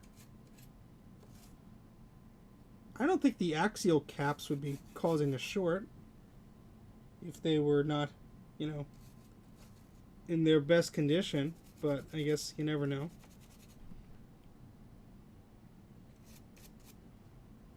I didn't do any real trace repairs other than those two pads. I will do some continuity check on these for the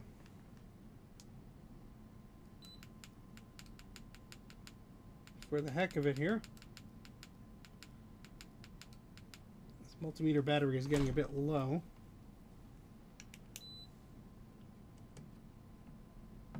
Yeah, none of these are...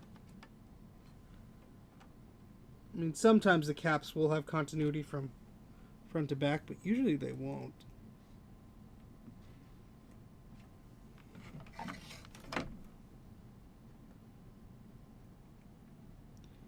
Let's make sure this is going where it should. Yep.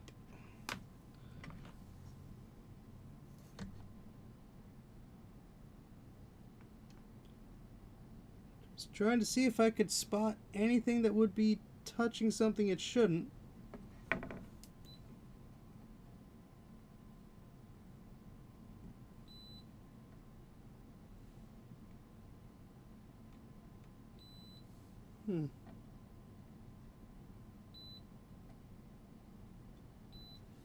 Everything seems to be okay. Let's give it a little air dry.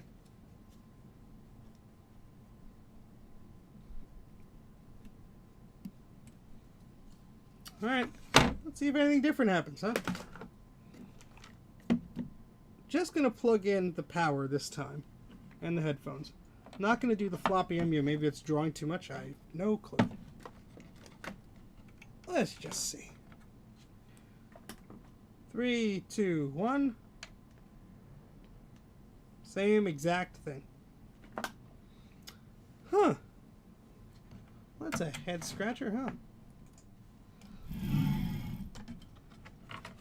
talking about pizza. You're making me hungry. Oh, boy. Oh, I see a problem. Ow! As I stabbed myself. Watch me bleed. No, you can't, because I have the wrong camera on. Ugh! Yowza. Found the problem, maybe. I don't think that pin should... Oh, it's not even touching! Oh, I thought I found the problem. I got so excited. It's not even touching. It looks like it is, but it wasn't even. Oh, damn. I thought I found the problem. Got excited there.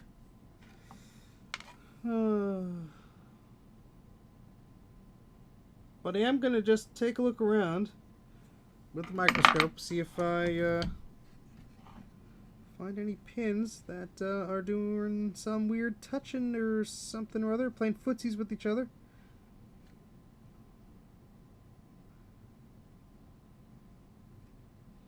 My dad worked for IBM, but we only had one Atari and Apple Macs in the house. Oh, nice. Good combination. I grew up in an Atari 2600. It was my, I believe, an anniversary gift for my parents. That my parents got, rather. Well, we love the hell out of that thing. I still have it somewhere. Although I have so many other Atari systems. At one point they were like a dime a dozen. That I can't recall which is our original one. Not that it really matters, but used to play Combat with my brothers. Oh, that's a fun one.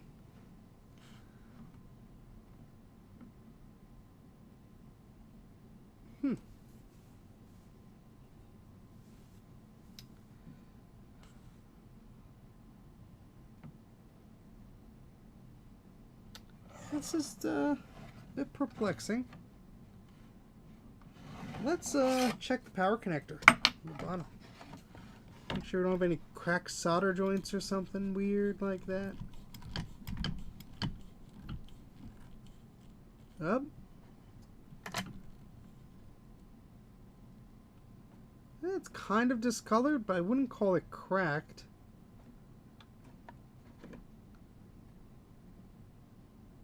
Yeah, we'll redo them anyway. I mean, couldn't hurt. Couldn't hurt more than I stabbed myself with that bottom of the board. No pizza talk. Already had dinner. I'm gonna be like warming up something from the fridge. My wife's gonna be like, "Are you eating again? Didn't you just have dinner?" They made me on this stream. They made me hungry.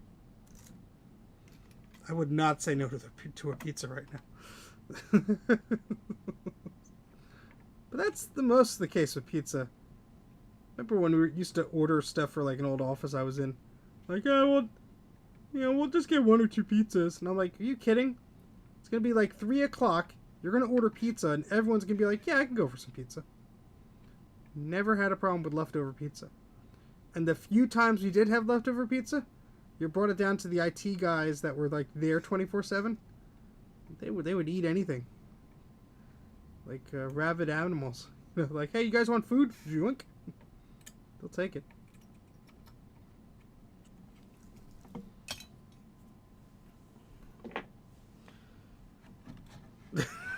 Oh no. Oh no. Oh no. Electrical outlet. That's, I almost said your name instead of your handle. Sorry. That's that happens sometimes. Alright, well, let's see if any of that did any difference. I'm gonna say no, but you never know. You never know. You know, I'm gonna do it without the speaker. Maybe that shortens something out. Who the heck knows? I can just hear by the power supply turning on and then off.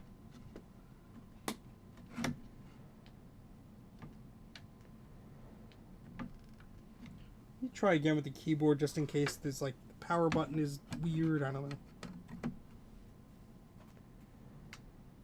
Yep, nope. On and then off. What the hell? Well, something is shorting something. And I don't know what at this point. This is gonna definitely get ultrasonic clean.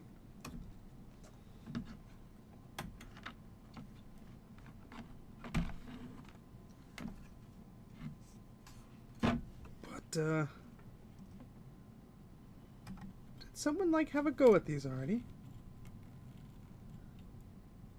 Some of these look way shinier than others. I really don't know the history of this board.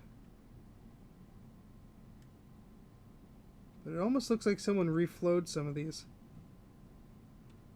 I always check the corners. Those seem to always be the most susceptible to moving around. Although, like, they're not bridging anything. I mean, look, there's some crud under this. I mean, it could easily be something touching something it shouldn't. Or a solder ball somewhere that I'm not seeing. Just scooting around really quickly.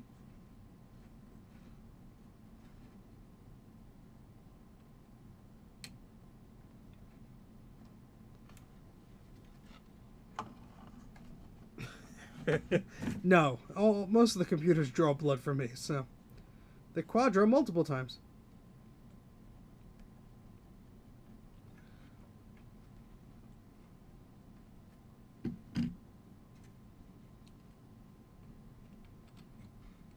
What's interesting is it's like it's turning on for like a hot second and then it's turning off. It's not like a, I don't know, maybe I don't have a good comparison, but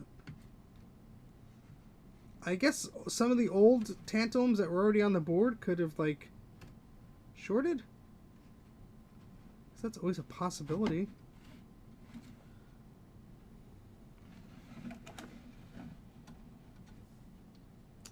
I don't think there are any shorts on that, but I could do a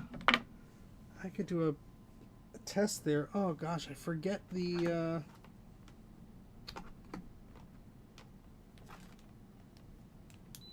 pinout.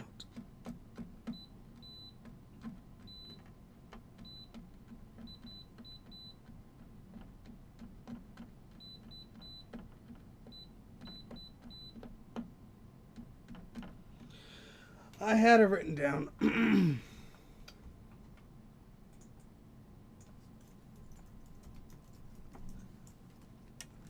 Here we go. Yeah, so there's like 3 grounds in a row or something like that.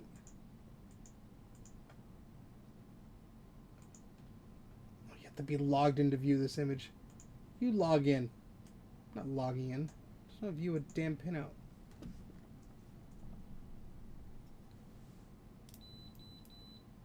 Yes, okay, so 5 volts should be... That's 5. Nope, 5 volts is not touching ground. Yeah, that is ground. So that's should be fine. That's 12. That should be ground. That should be ground. Yeah, no, everything's okay as far as the power connector is concerned. Everything looks to be okay. That's just so very strange. There must be something somewhere. I don't know how else to explain it. Let's look at the bottom of the board. I haven't done that in a little bit.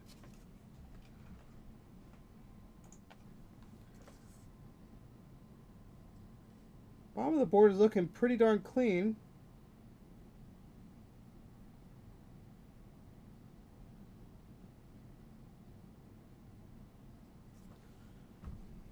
Not seeing anything that would... I put the alcohol that would cause any problems, but no, I mean this power supply is supposed to work with the 2SI and the 2CX. It's been working with the 2CXs and the Quadra 650s and all that stuff. I mean, I do have an original 2SI power supply I can try, and I will try it if all else fails.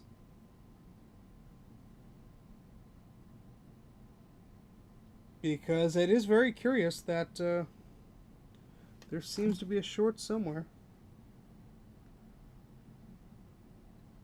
Because we do have 1, 2, 3, 4, 5, 6, 7, 8, 9, 10, 11, 12, 13, 14, 15 original tantalum capacitors on here. But usually when they short, They do it pretty spectacularly. I mean, I can go ahead and just continuity mode poke around at these.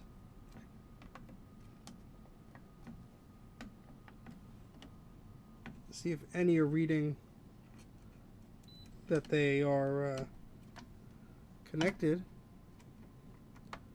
from positive to negative, which none are showing any signs of doing.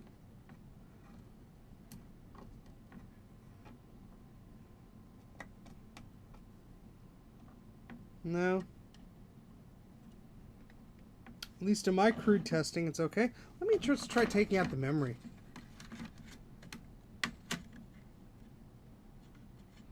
Yeah, that is true. If they were shorted, the power connector would give it away. Let me just take out this memory, just for funsies.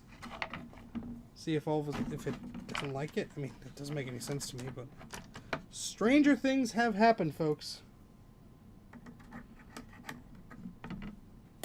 Try it again. Yep. Nope. Turns on for a second and then turns off. Very strange, folks. I mean, I've had a short problem like this in a while. I'm going to check the back of these connectors. Sometimes a solder ball or something flows in. I would check the serial connectors, but it looks like there's a piece of plastic blocking them. Usually this is all open, and you can't see. Usually it's all open, but let's see. Nope, that looks all okay. That looks okay as well.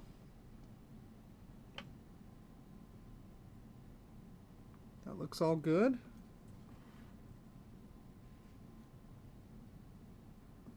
That seems to be okay too.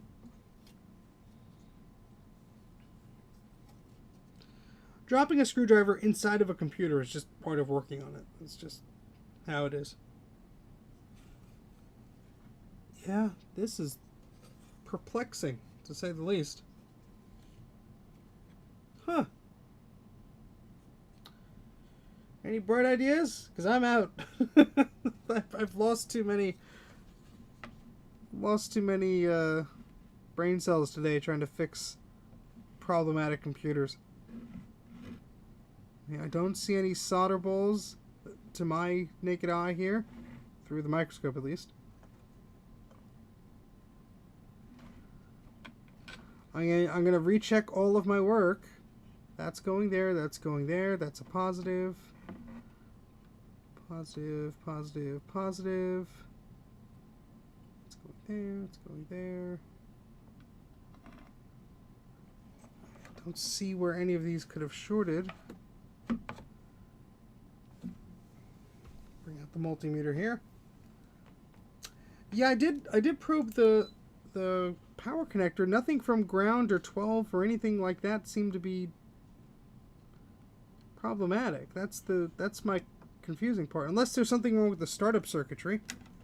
Like one of these chips has failed, like the soft power stuff. That could explain why it's like turning on and off, maybe? Yeah, that's ground, and that's, let's see if we get...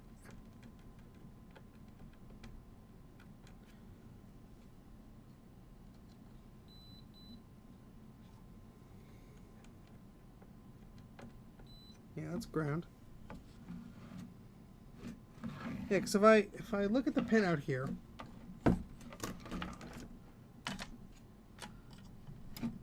So this is the best I can zoom out.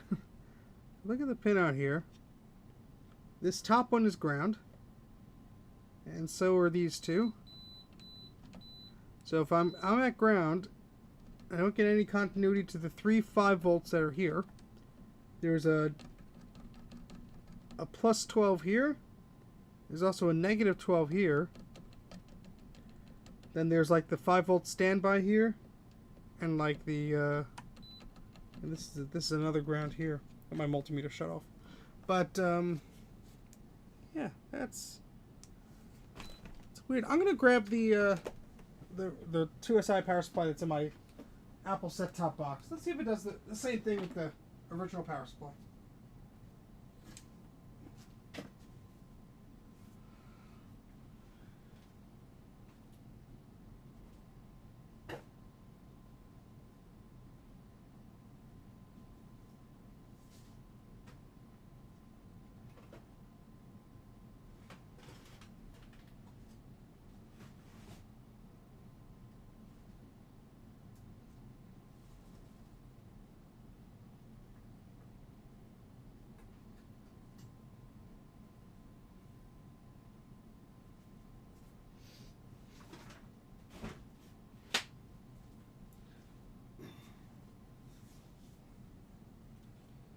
So this is my only working 2SI power supply. Because I do not like trying to fix them. Pain in the ass. Let's position it this way here.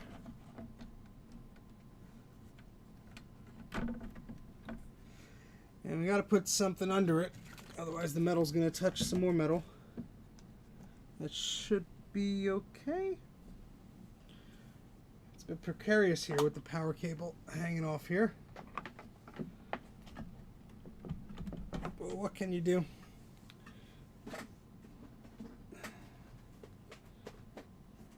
Get the keyboard here. Let's plug in the floppy MU as well.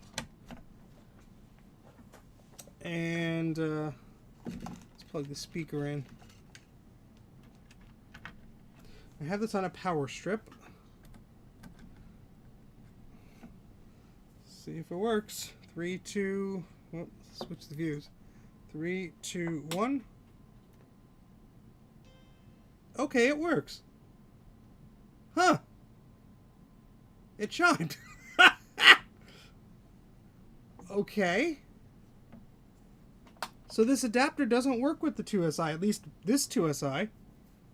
Let's see if we get video. We probably won't, but it chimes? Question mark? What the hell? Oh, God. Let's see. I don't think we're going to need any video capture here.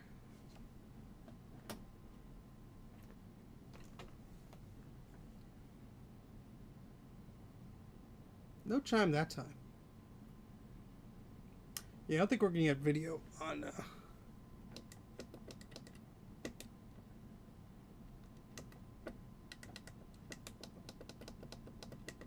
because the 2SI has a weird video thing.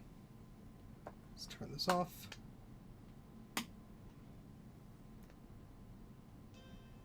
I mean, I'm happy it chimed. Don't get me wrong.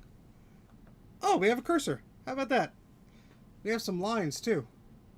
But I'm more relieved than excited. I mean, this will go through the ultrasonic cleaner. For sure. Well, it hasn't. We have a megabyte of RAM on there.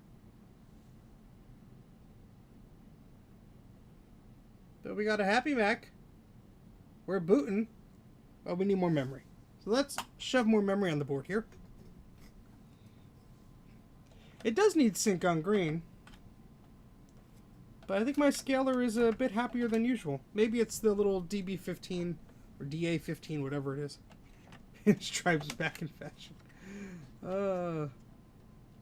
Progress. Hey, Garth, how's it going? Progress indeed. I could sleep well tonight. Maybe. I should have plugged in a damn mouse. I have the keyboard. I don't have a mouse plugged in.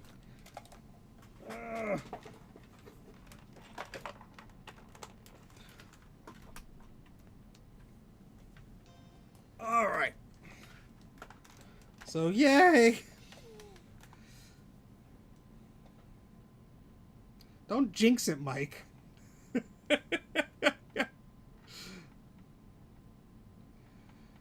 Got the cursor moving, so I got that going for me.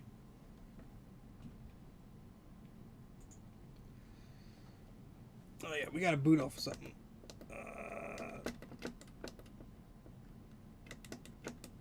Does this boot System 6? I forget. We'll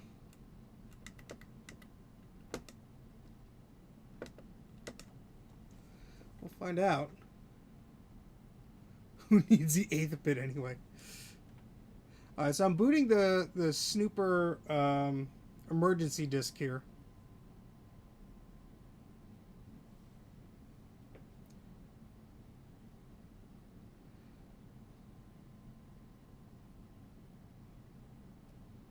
We are getting some weird...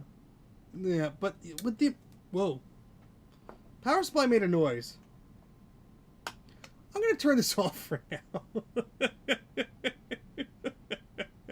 a little bit uneasy. I don't want to push my luck exactly. We going for like, what, 3 hours now? Not exactly interested in pushing my luck. No, I don't want any smoke. This thing is going to go in the ultrasonic cleaner. That's what's going on. Hey, Saul, how's it going? I did not play around with those yet, but I will try and do that soon. Yeah, I don't know why the ATX power supply isn't powering up either, but I'm just curious. Now that the board has been happy for a minute, let's try. I mean, this power supply has clicked before. It's just unnerving. It's, something about it. I'm a scaredy cat, that's what. Let's see. Oh, you know what? It might be, no, the soft power should be fine. Well, whatever. Let's try it.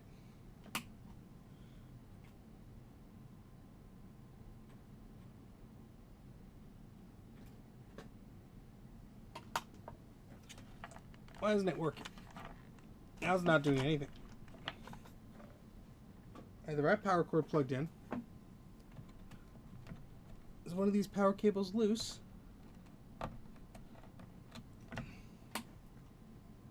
Oh, the keyboard's not plugged in, you idiot. Yeah, it does the same thing. The most reliable of all.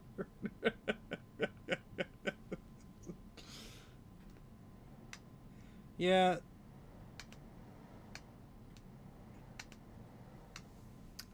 Weird. Oh well. I'll have to email the folks from this power supply and just be curious. Hey, have you ever had it confirmed working with the 2SI? Because I do have a working 2SI. I should play around with it. But either way, this is going to get ultrasonically cleaned. That's what has to happen with this. But the video does come from RAM on this boy. This Boyd. So, I mean, with the amount of crud on this board, this has to be like a weird line somewhere. Just like all the lines on my shirt. So this is a light on brand power supply using this, if I could detach it. I can't. It's on there pretty good. But wow. Look at this. I couldn't have planned this if I tried. Oh no, the chips I had on there are now all over the floor. Oh, you idiot, Steven. Whoever asked what type of power supply it is all your fault. Ah, crap. I'm ruined. Ugh. Well, there's the ADB chip. Where'd the other chip go? Oh, thank goodness. Alright, there's the real-time clock chip. What other chip did I have on there? Oh, it was the serial chip. Ah, poopy. Well, I think one fell to the floor. That's what happens when you put chips on things that you shouldn't. Yay. I'm having a week, man. Well, I mean, it's on the floor somewhere. Might as well find it. Might as well find it.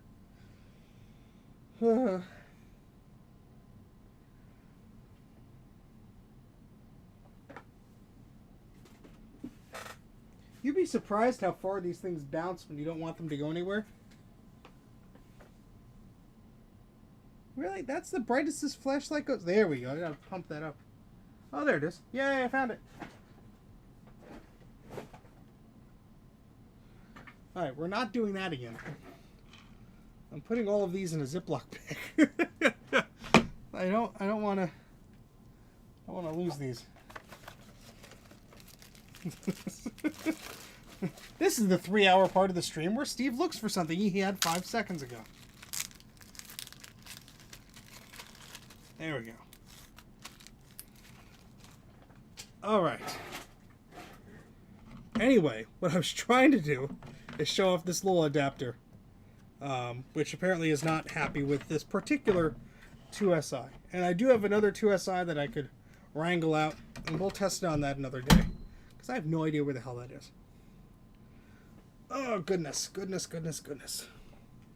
So, we've been going here for about only 2 hours? That feels longer than that. Oh, God. Alright, well, at least this 2SI can take an ultrasonic bath, and we know that it's a bit happier. Hey, at least it booted before the power supply made me poo my pants. I just don't want to press my luck tonight. There we go. I don't know what else to do. Yeah, I know, Mike. So I'm probably not going to stream much later than this, because I do have a 3-hour drive tomorrow to go hang out with my good friend Mike of Mike's Mac Shack. So I probably should be wrapping it up here. I do apologize if you were expecting like a 8-hour stream. That's not happening tonight. Yeah, don't remind me, Garth. It's already packed in the car, thankfully. Oh, gosh. Although I do have to lift a G5 into the car. Thanks for reminding me about that. Otherwise, it would have remained in my garage.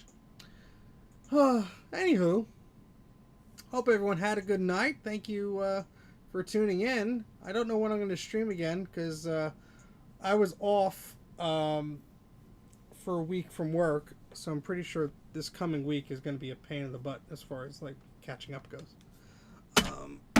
Favorite road trip music? Your music, Drake. You know, your CDs that you release on your Patreon. Can't get enough of them. Just cannot get enough. Of course, Drake shows up just as I'm like trying to end the stream. But at least we did get that 2SI working. The 2CI, I'll go bother my good friend Kai. Maybe we'll do a StreamYard type of thing. Put our brains together. Yes, we'll have to do that. That'll be fun. Plan a time for that. That works for your time zone as well. But yeah. Oh, you're very welcome, Kai. That's right. Before I go, I gotta do it again. Where the hell's the tab? Oh no, I've lost the tab. It's oh wait, I have it linked to the top of my own darn chat. There we go. Before I leave today, hey, it's on my screen. Before I leave today, I want to remind you that my good friend Kai Robinson has a bit of a GoFundMe. He's going through a bit of a hard time with job transitions and all this stuff. Put him in a bad spot. Happens to the best of us. So if you do have a few bucks to spare, I've seen this go a little bit up today, so thank you so much for everyone being so generous. But Kai is a good friend of mine, and I hope that he is in a better place soon. But again, the link is linked in and pinned in the chat there. But if you could help my good friend Kai here, he's done so much for the vintage Mac community. It'd be a nice way to give back. But yeah, that's about it for now, I suppose. Like, subscribe, all that fun stuff. Thank you very much for the super chats today, folks. That was greatly appreciated. And yeah, I don't know what else to say. I'm tired, and I want these stupid computers to just work. Oh, I wish I had a magic wand. Boom, you're fixed. Oh, that'd be so great. Anyway, check out KMac Vintage for their ROM sim programmer dealie. They have a Ko-Fi shop. Just Google KMac Vintage. They're on social media and all that stuff. You will find their work. I know these are currently sold out. More are coming soon. But yeah, I guess that's about it for now. Where the heck is the stop stream button? There it is. And hope you all have a great day or night or weekend or wherever it is where you are. Hope you're doing well. And yeah, see you next time. Bye.